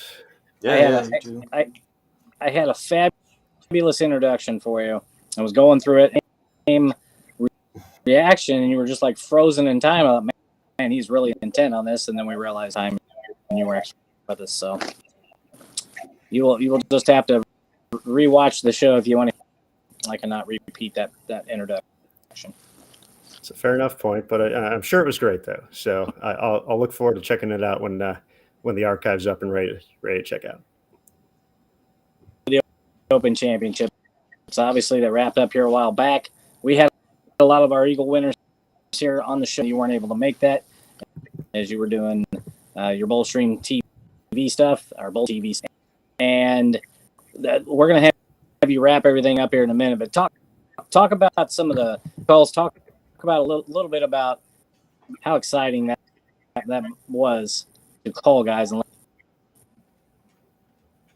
Yeah, that's definitely a big part of what we look forward to do at the end of each and every tournament is getting to let the champions know just about the success that it's officially in the books. It's basically, there we go. That we they've accomplished what they've been looking forward to accomplish. And I know for a lot of these folks, as we can recall from our time with Adam Barta a couple of years ago, that they just love checking everything, keep watching live scoring, keep up with news and notes on the Facebook page as things come across the ticker. So it's fun for us to get to that point, get to the end of the tournament, and of course, get to make those phone calls. Each year, it's a little unique, depending on who's available. Time zone differences. We were in Las Vegas on the West Coast, so for instance, this year when we called Matt McNeil to let him know that Storm Products Inc. #1 had officially locked up the regular team title, he happened to be getting his haircut at the time. So he quickly texted me back, realizing it was myself and Greg Moore, our tournament director. He's like, "I'll call you back as soon as I get out of getting his ears lowered." So that one was fun, but some other folks had to call back. Kyle Kroll, for instance, works I believe a midnight shift for his job, so he was actually still resting from the night before when we called. We talked to his doubles partner Kyle Damon about their big win in regular doubles. So Kyle, sent me a text afterwards. "Hey, I'm ready to go. Looking forward to this call." So, there's always a little variety each and every year with the calls, and getting to hear just what it means to the players is always a big thing for us too. And obviously, this is a legacy defining moment for some players and things they can put on their resume looking ahead to maybe the USBC Hall of Fame in the future for their success. So it's a big moment. Love hearing the emotion, just what it means to them. Kind of the waiting process as well. How much they were tortured, maybe even a little bit by the wait. I know that's been a thing as well. Just the needless or constant checking all that. So, I know it's a bit rough, but it's the best weight in bowling. And, every once in a while, it works out in the end. So, the calls themselves, super fun. Like I said, there's always a little bit of variety. You never know where someone might be, at the day. Usually, we called, it was still morning in Vegas. So, early afternoon. But to get back to Mr. McNeil, I did get to see him a couple weeks later at the PWBA final events in Dallas, and the haircut looked good. So, for that, it was worth waiting a couple minutes to get the phone call in. It looked good with the haircut. So, but yeah, always a special moment. Knowing what it means to these players, the work they put in, the time, effort, dedication to make it all happen, and then ultimately to get the phone call in the end, always very cool. All right, a question in the chat, and then I'm kind of having a little fun with the second one. But how long does it take for them? When am I getting my USBC check? Even though I didn't cash this. Well, you do have to cash to eventually get a check. So that is point number one.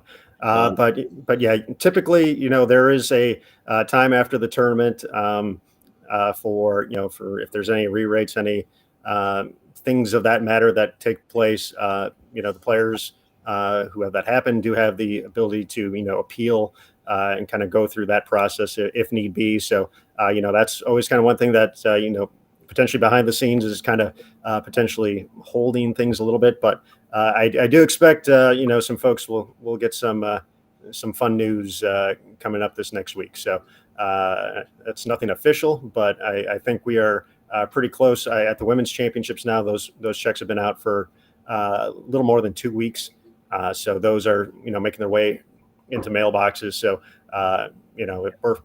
we're on track for hopefully good news very soon here to let everyone know when those are making their way toward your mailbox. When do the Eagle winners actually get their Eagles?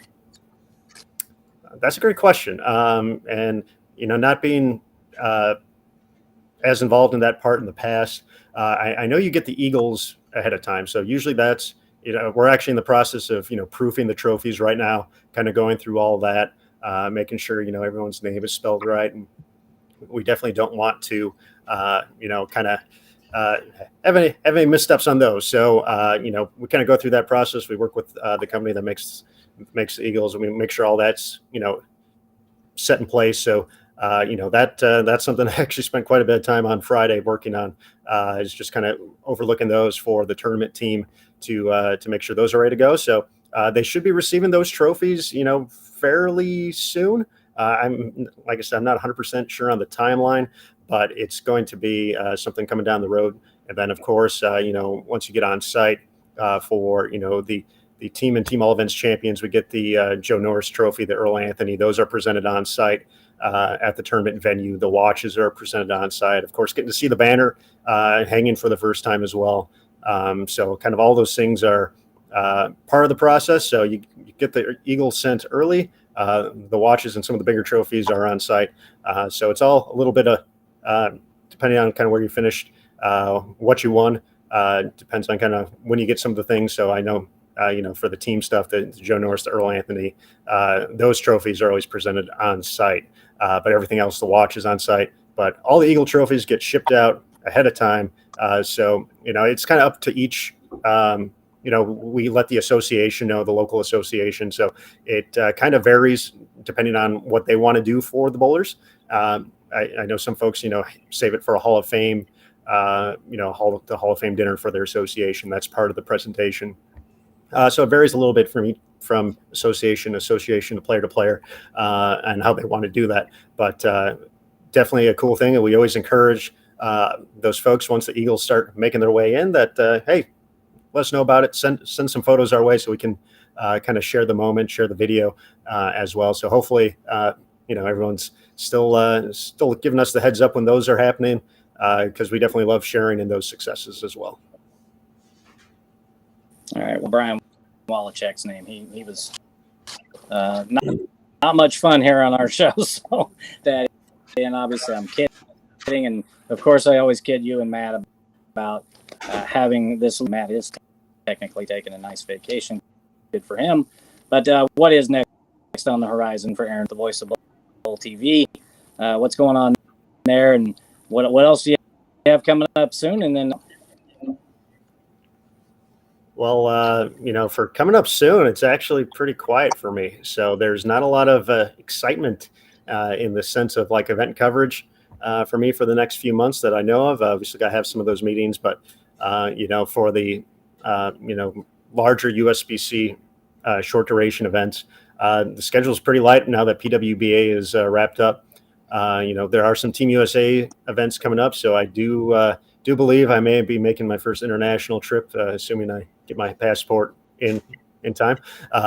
So I'm looking forward to that coming up at the end of October. But right now, it's just a lot of office time. I'm sure I'll take a little time for myself here too. But after getting back to make sure I could help Emil, Jason Thomas, and the team with the PWBA event in Dallas, it's just going to be, basically a lot of preparing for next year.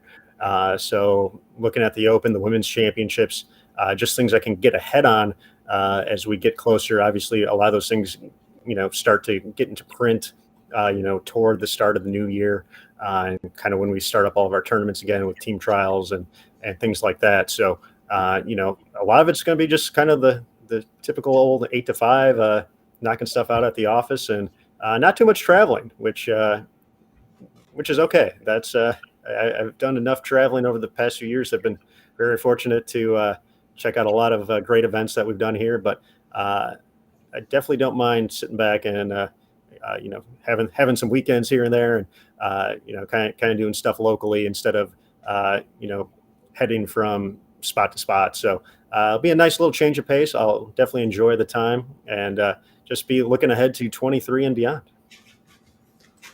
Yeah. So what's sleep like? You remember sleep? Yeah, that's Are you acquainted with it?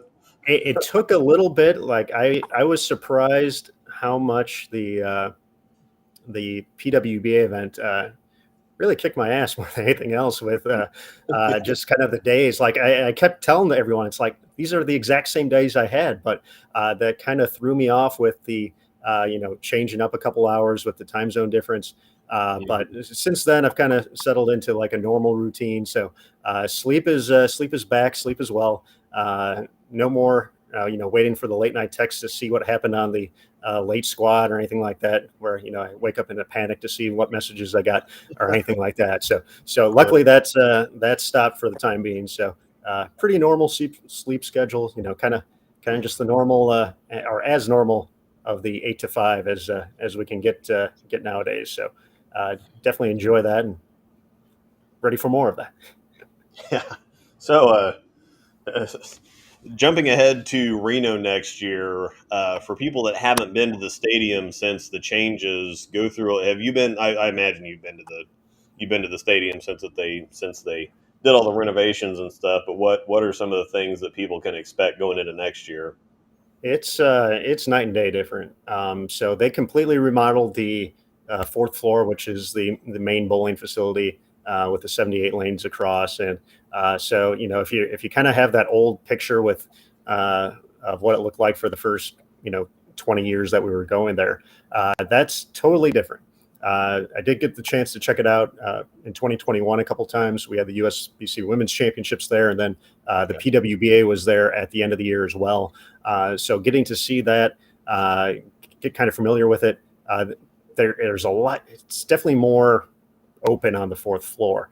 They removed the grandstand seating, so now that whole section is open. So no longer you have that skinny wall to walk by with all that. Yeah. So you've got plenty of room to walk around. There's still, I think, 3 rows up on the 5th floor where you can go up there and still kind of get that. So they didn't take out all of them, but they took out most of it. But they expanded the settee area, which I think is going to be probably the biggest thing that folks are going to enjoy. There is just so much more room now to be able to, especially for the team event, because that was kind of the one thing that I know it get packed in there. There's no doubt about that. So, they took a lot. They said, well, we need some more space here. So they expanded all that out. Some things are a little different. There's not as much, or at least at the moment, the round circle couches that were kind of around each pair. Those aren't there anymore. They have some updated seating, so they've done that. So it definitely has a different look and feel, but it's still still got the high ceiling, still got that championship atmosphere. But yeah, those are going to be probably the biggest things that folks notice when they walk in. You still got the Hall of Fame, you still got the Kingpin Lounge down on the first floor. Bowling Ball Express, as far as I know, is still going to be on floor number 3. So when you ship your stuff and go pick it up, you'll just have to go one floor up to get to the main lanes. But definitely, every year the build kind of has a different look and feel. So I'm intrigued to see, kind of what it looks like now that we have, a different way to use space. So for Greg Moore and his team, that's going to be one thing they're going to be looking ahead to. The pro shop area is a little different as well. Lane 81 isn't there anymore, I believe. So those are some things that'll be a little intriguing to see if the booths are placed back there, or, maybe they're back into that big area. I don't know. I'm not saying it one way or the other because I truly don't know, but it definitely opened up a lot of options to kind of build the flow of, when the bowlers come in to get to registration, to get back to the squad room and kind of everything in between. So I'm looking forward to see what it looks like once the team gets there and, January, February, whenever it may be coming up. And from there, we'll be ready, but I will probably make a trip or two to Reno at some point just because it's one of my favorite spots to go to. Just in general. So maybe I'll swing by the stadium, see if they let me in. If I knock on the door enough, tell them who I am, see if they'll let me in. I'll tell them I'm David Waswo, and we'll see if it works. So, Dave Waswo, give me all your hot dogs. Yeah, I guess that's the obvious question. Besides a motorized, which would be nice as part of the renovation problem, the scuttlebutt is the hot dog and South Point will not be transferring to Reno, and that's very disappointing. Well, I know for you, yes. I know the cart is near and dear to your heart, as Tim Pfeiffer as well. So I know some folks will be missing it, but there will be essentially kind of if you're thinking about the old setup of the stadium, that's kind of where the snack bar was part of that big section in the middle that kind of held up the grandstand seating. So that's been moved a little bit to the right of that. So that's more along the back wall, but they do have a little place with snacks and food and stuff like that. So we'll have to do the taste test to see if their hot dogs match the South Point greatness of the hot dog cart in the stand. But there will be several options for folks to check out. So we got to try a few of them at the women's championships last year. So some good stuff for sure. But yeah, gonna be a little bit different. But I'm sure some hot dogs and other fine items will be consumed along the way. Check in with you next year on the other fine items, including craft beers, as you're not on that area. And you know me, I love Reno. I'm not one of those guys who was on the Reno. Let's go somewhere else.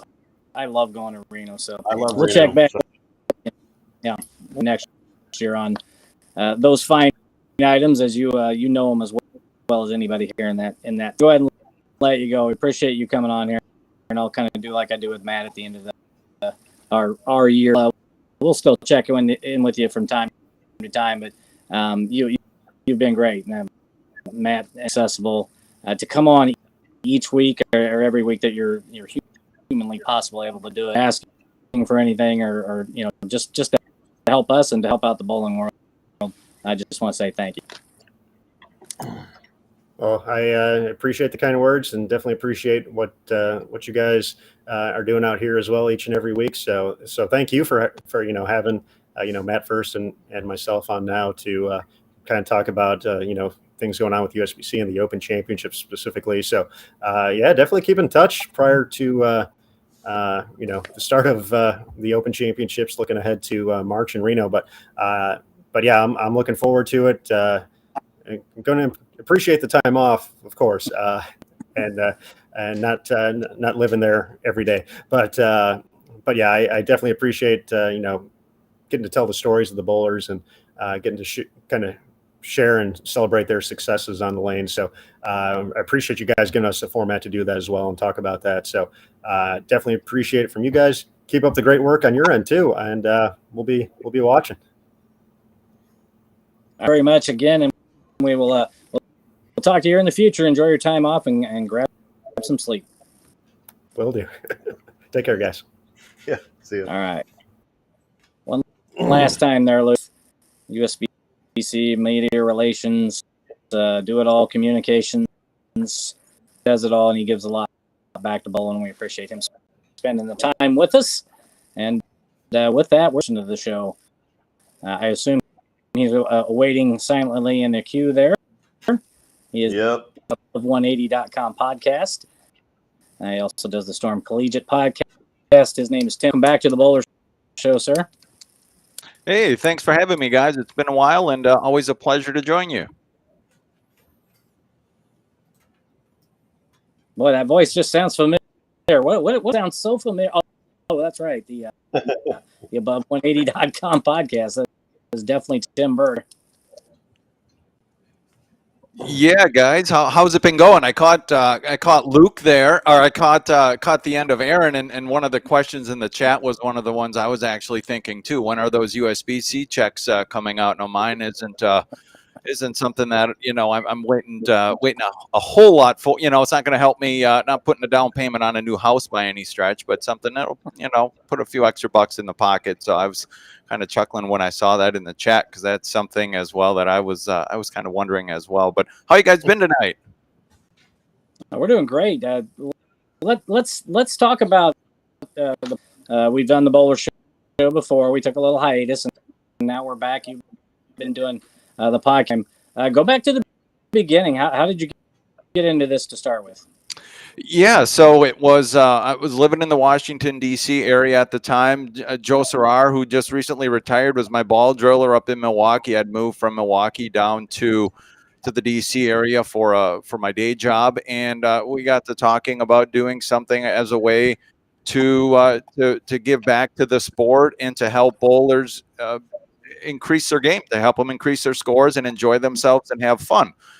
And at that time, Lenny Phantom was doing his show and still is, and does a great show. But we were looking to do something a little bit different and help bowlers increase their score, talk to coaches, different coaches, people on the PBA tour that maybe could help them out. So even the way the name came about was what Joe had said in all his years in the pro shop industry is a bowler can kind of get to that 180 range almost just by doing their own thing, I guess, practicing maybe a little bit, maybe just bowling a league or two or what have you, getting a few new pieces every year.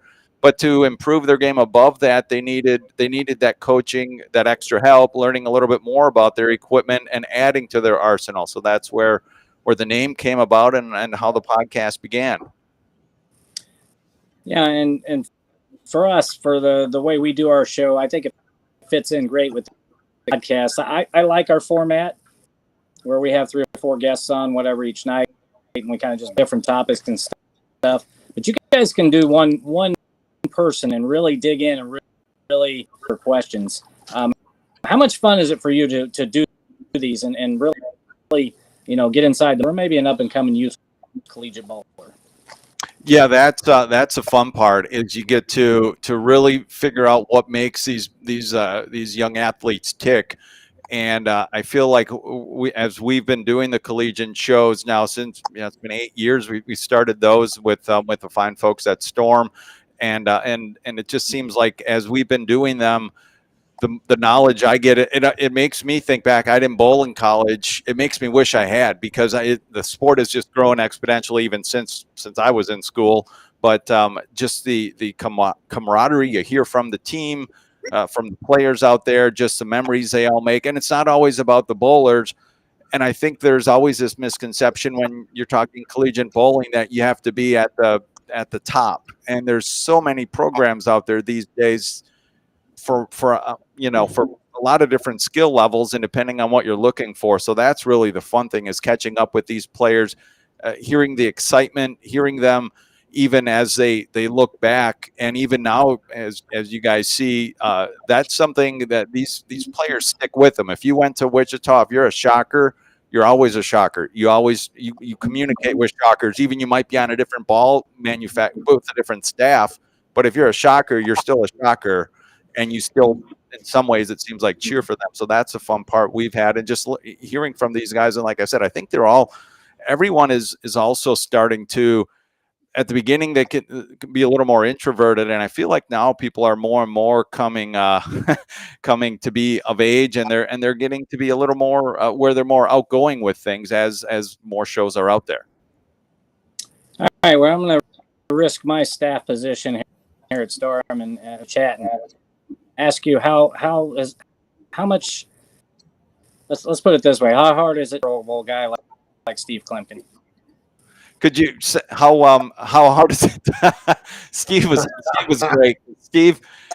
Now I will say, talking about fellow shockers, that's something I kid Steve about quite a bit. Is we'd be doing our pre-show meetings, and we'd be going back and forth about guests, and Steve would always we'd always make sure we were getting the shockers on, let's just say, and with obviously with a lot of great reason, as their program is storied and always in the news, it seems like every year. So it was fun working with Steve doing those shows, and now with Kendall's great too, because Kendall and Steve bowl collegiately as well, but now Kendall Miles having that connection to bowling at Weber International, he's fun too, and one of those guys, he'll get right in there and ask the questions. Well, we've been lucky enough to have Storm and otherwise over the years. I've been real blessed to be able to, with my and with what we do with Storm, get everybody on. Some of my favorite interviews are with some of the Johnny Petraglia and guys like that. Talk about maybe some of your favorite interview you've ever done. Well, one that really comes to mind was one I did maybe a few years ago during probably almost the middle of the pandemic, when a lot of things were shut down. Dr. Dean Hinnants was a guy who we'll lean on from time to time, bring him on the Collegiate Show and bring him on my Just the Above180.com podcast. And this was when there was, some things were open, some things weren't. And things can be, there's a lot of division regarding masks, regarding bowling, regarding shouldn't we be bowling, and just some of the ways. I mean, Dr. Dean, he could almost be a politician, the way he answers them, and he makes everyone, he lowers the temperature, and he added always that great insight, I guess, that made you see it from that other person's perspective, whether it was a mask or whether it wasn't a mask, whether you're in the pro mask, anti-mask bowling side of things. He brought things up in a way that just seemed like they were really good. So he's good. Another one, I know you've had Jasnow on as well, Mike Jasnow, and his coaching insights and stuff. Some of those are the fun ones I like doing, where I feel like I've learned as much as I can learn too from those sorts of folks when it comes to the coaching interviews. They're the ones, and the two that really stick out, would be those two as far as coaching interviews and just all around fun interviews where it's 35 minutes and you start to wrap things up. Dr. Dean on back in the early 2010s, I should say, and I always felt like I ended up smarter by the end of the interview. He was great to have, obviously. From the mind part of bowling and not so much necessarily. Most definitely a good guest to have on. And Luke is going to love this part, favorite interviews.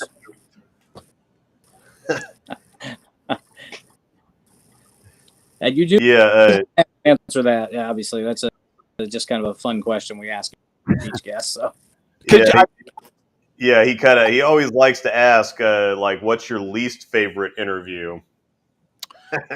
Gosh,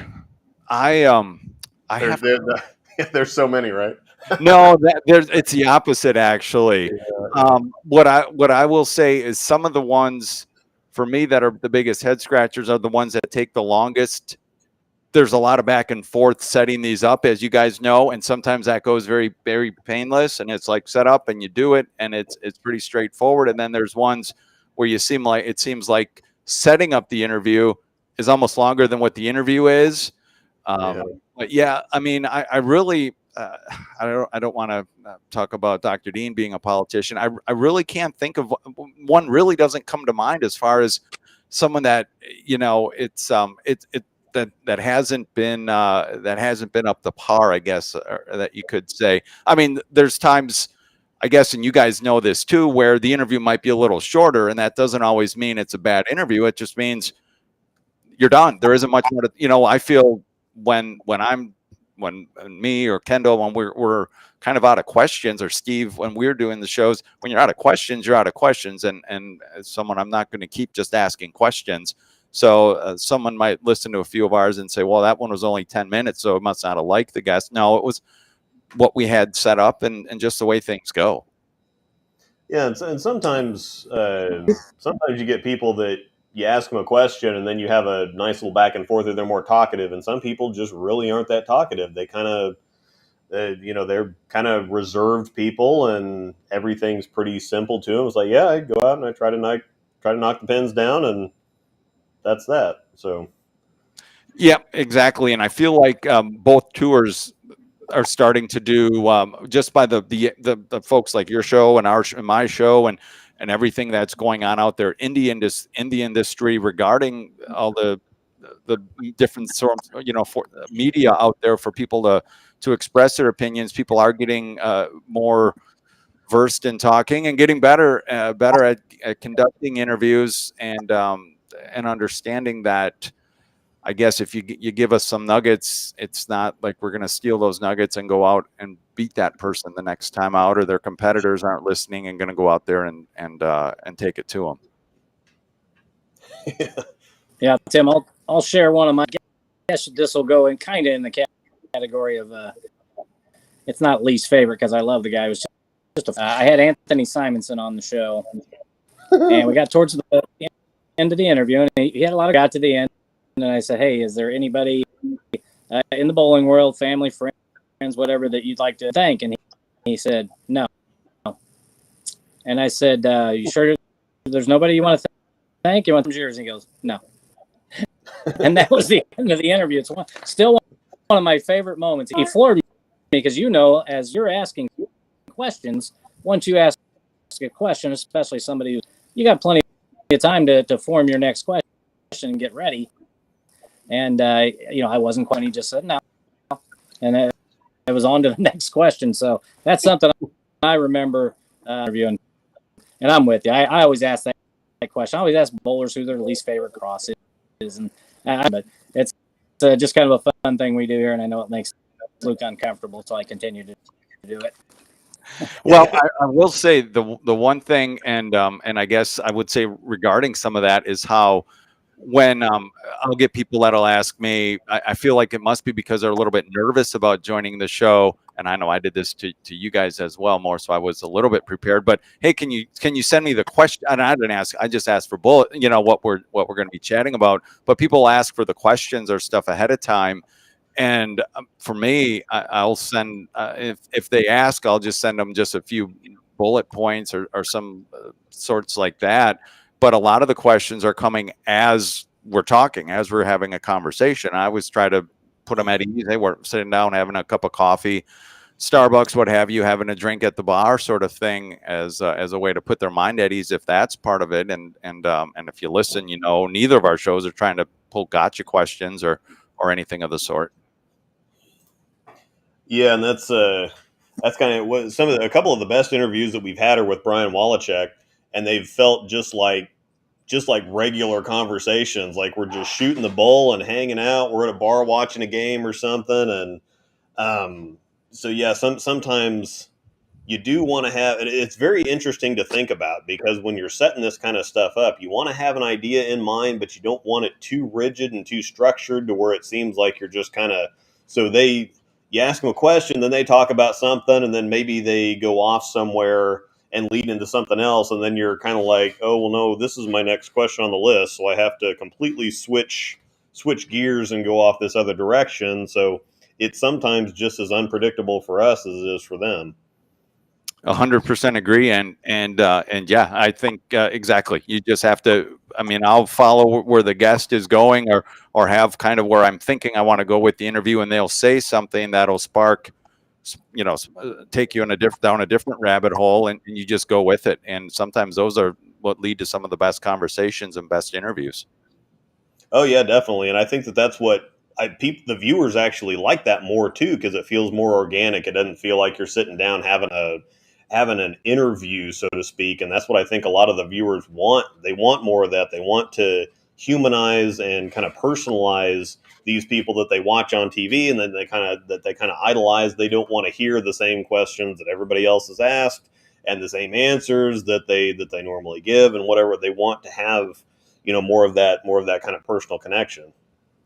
100% agree regarding the humanization thing, and that's where I think, like you said, with the PBA tour, we're starting to see that more regarding Bowl TV. They do a great job as well of humanizing folks, and just doing a great job of getting things out there for everyone. Yeah. So, as you do what you do, because I'm finding my own challenges in doing this. I tried, and most of my stuff is like video stuff, but it's definitely very interesting making it into all of a sudden, okay, we can't hear somebody, or we can't do this. What are some of the most interesting kind of technical issues maybe that you've had, or just some funny freak accidents, or maybe you just couldn't have the show entirely because the computer blew up or something like that? Yeah, I would say for me, the biggest thing that I'll see a lot, not a lot of times, some of the times, is when the guests don't want to bring on a third party. So there's already two hosts, and then they'll themselves, so they'll want to have multiple layers to things, multiple guests. And being audio, I always try to explain to them that's a bit of a challenge, because you can't see, like you could bring on a half a dozen people if you really wanted. Everyone can see who's chatting. With us, it's more of a challenge in doing that. And I try to explain to them that it doesn't, people don't know whose voice that is, especially if it's two males or two females. Now, if it's a male female combo, it's a little easier, and we'll go with that in some cases. But that's really the main thing. And then the time differences too. That's the other thing. I'm based in Arizona, so for me, my time is completely goofy here. We switch Pacific time for 3/4 of the year, and then a quarter of the year we're Mountain time, is I guess how I look at it.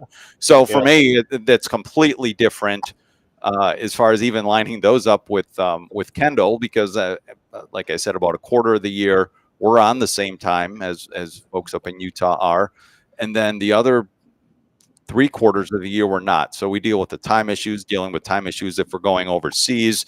I'm sure you guys have ran into this, and you've had Belmonte on, or anyone else over in Europe. You'll run into issues with timing, or when the Team USA, or you're looking for someone over there. So timing issues are the main thing that we have.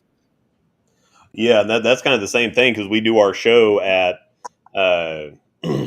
we just do our show at 6:00 on Sunday evenings, and some people, like for Marshall Holman, he works on Sunday nights, and so we tried to have him on a couple times, or tried to work that out, and just like, I gotta work. So there's some guests that we can't get just because of the time slot, and then and especially because for a lot of the bowlers, it's a travel day for them. They get done with the tournament, especially if they're on a show or something, which most of the time Saturday, Sunday.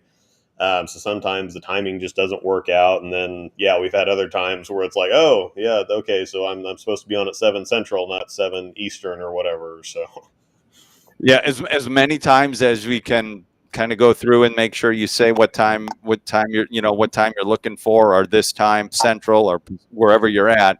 Inevitably, it does still happen. I see that, a lot as well, where you got to make sure you specify.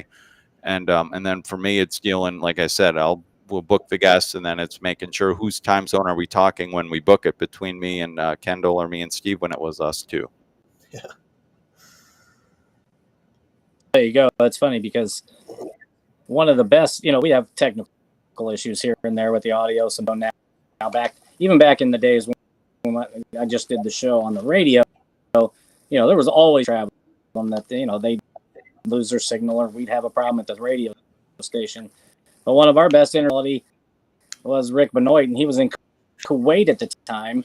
And it was amazing. Just never know what you're going to get, especially, in our case where we're doing it live and yeah, we can ramble on, but people are tuning in to hear the guests. And occasionally they tune in and the guest either can't delayed, but that's just part of the fun, for us, if we were getting paid in this, we were, it might be different, but we love what we do and it's fun sometimes.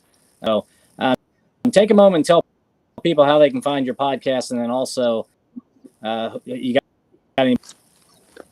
Yeah, so above180.com, anywhere you download your podcast, or on Google Play, Apple, etc., tons more than that. We just actually, and this will probably drop tomorrow, Olivia Farwell, the PWBA Rookie of the Year. We just chatted with her. It was Friday. Don't mean to lift the curtain, so to speak, but we chatted with her on Friday. Going to post that tomorrow. So she was one great interview. Speaking of young and great talent too, I looked at her credentials and I was almost ashamed that we hadn't talked to her earlier. My gosh, look at all the stuff she's done from high school all the way up to college, through college now, and now on the PWBA tour. But she's one who we just chatted with, and yeah, I would say above180.com. Everything is up there, and it's on the website, and it's also on wherever you download your normal podcast sites, everywhere those are. All right, Tim. Well, it's good to talk to somebody else who knows some of the trials and tribulations that we business. We appreciate you spending some time here on a Sunday night. And just like Olivia Farwell, we should have a couple times we tried, but we weren't able to. But it's good to talk to you, and you keep doing what you're doing. We're big fans of you. Awesome. Likewise, and keep up the good work out on your guys' end as well. Always try to catch the shows, and I'm available when I'm around and able to. But great job, guys, and keep up the good work. Have a great night, sir. Yeah. Thanks. All right, 180.com podcast, as you said, just pretty self-explanatory. It's in the title right there. Just go to. They got a lot of good stuff on there. Look, I don't know if you've ever seen it, but he's got all kinds of advertisements, and so if you ever miss something, then you can always listen to it later. And I want to take a moment in case you know that I was just joking there. So yeah, I'm gonna have to go pick up some talking points on. Yeah, I don't know if Steve's still in there or not, but yeah, I'm gonna have to go pick up some pointers on how to actually talk to some of these people that I just somebody like Julia comes on and my hamsters just go sideways. And Tib is he's got a great voice. Yeah, he's good at you can tell he's far, and when you listen to his podcast, you can hear him obviously on the other side very good at what he does, and probably should be co-hosting for me or you at some point. So, all right, Luke, you got anything else this week? Do we wrap this thing up? We got Matt Kabansky and Brett Cooper and Matt Gasn hopefully on next week. Matt Kabansky and Brett Cooper. Basically, you might as well just that portion of the show as you guys can talk shop and talk about all the good stuff going on. 900 Global and with the Storm, and I see Steve Klimpkin still in the chat. Yeah, we got the Pfeff in there too. Yeah. Mm-hmm. Nice. Yeah. Look at us making the big time here. Got all kinds of people watching. But yeah. So yeah, next week will be a whole bunch of fun. Brett Cooper's our regional sales manager too. So and Kabansky is the 900 Global Brand Manager, and then Matt Gasn, he's also a regional sales manager for us, and then he did really well at Nationals this year too. We were actually there at the same time, so got to watch, and that was a pretty good time. All right, well, let's wrap this thing up. Once again, we want to thank all of our sponsors, of course, our title, I Am Bowling, Cool Wick, Bowlers Mart, SRBFS, hashtag Storm Roto Grip Bowling balls for sale. I should probably let you Bowlers Mart, Double J's Pro Shop, BobbyJacksons.com, and SNH. Let's do what we do every week here. Luke will bring in Gabby. Gabby, you want to come in here and say thanks for listening next week? Something like that. That's a new tradition we need to start. You got to sign us off. Just lean in over. Thanks for listening. Thank you, listen, Luke. Yeah. There you go. Gabby, there you go. Break the camera, so and she might too. So anyway, you've been listening to the Bowler Show, Luke. Thanks a lot. Things there. Thank Angel too for her good job of getting the guests on, and then that was a lot of fun. So I believe it's time to wrap this thing up. You take us out here. Yep. Thanks everybody for watching the Bowler Show. We'll see you again next week.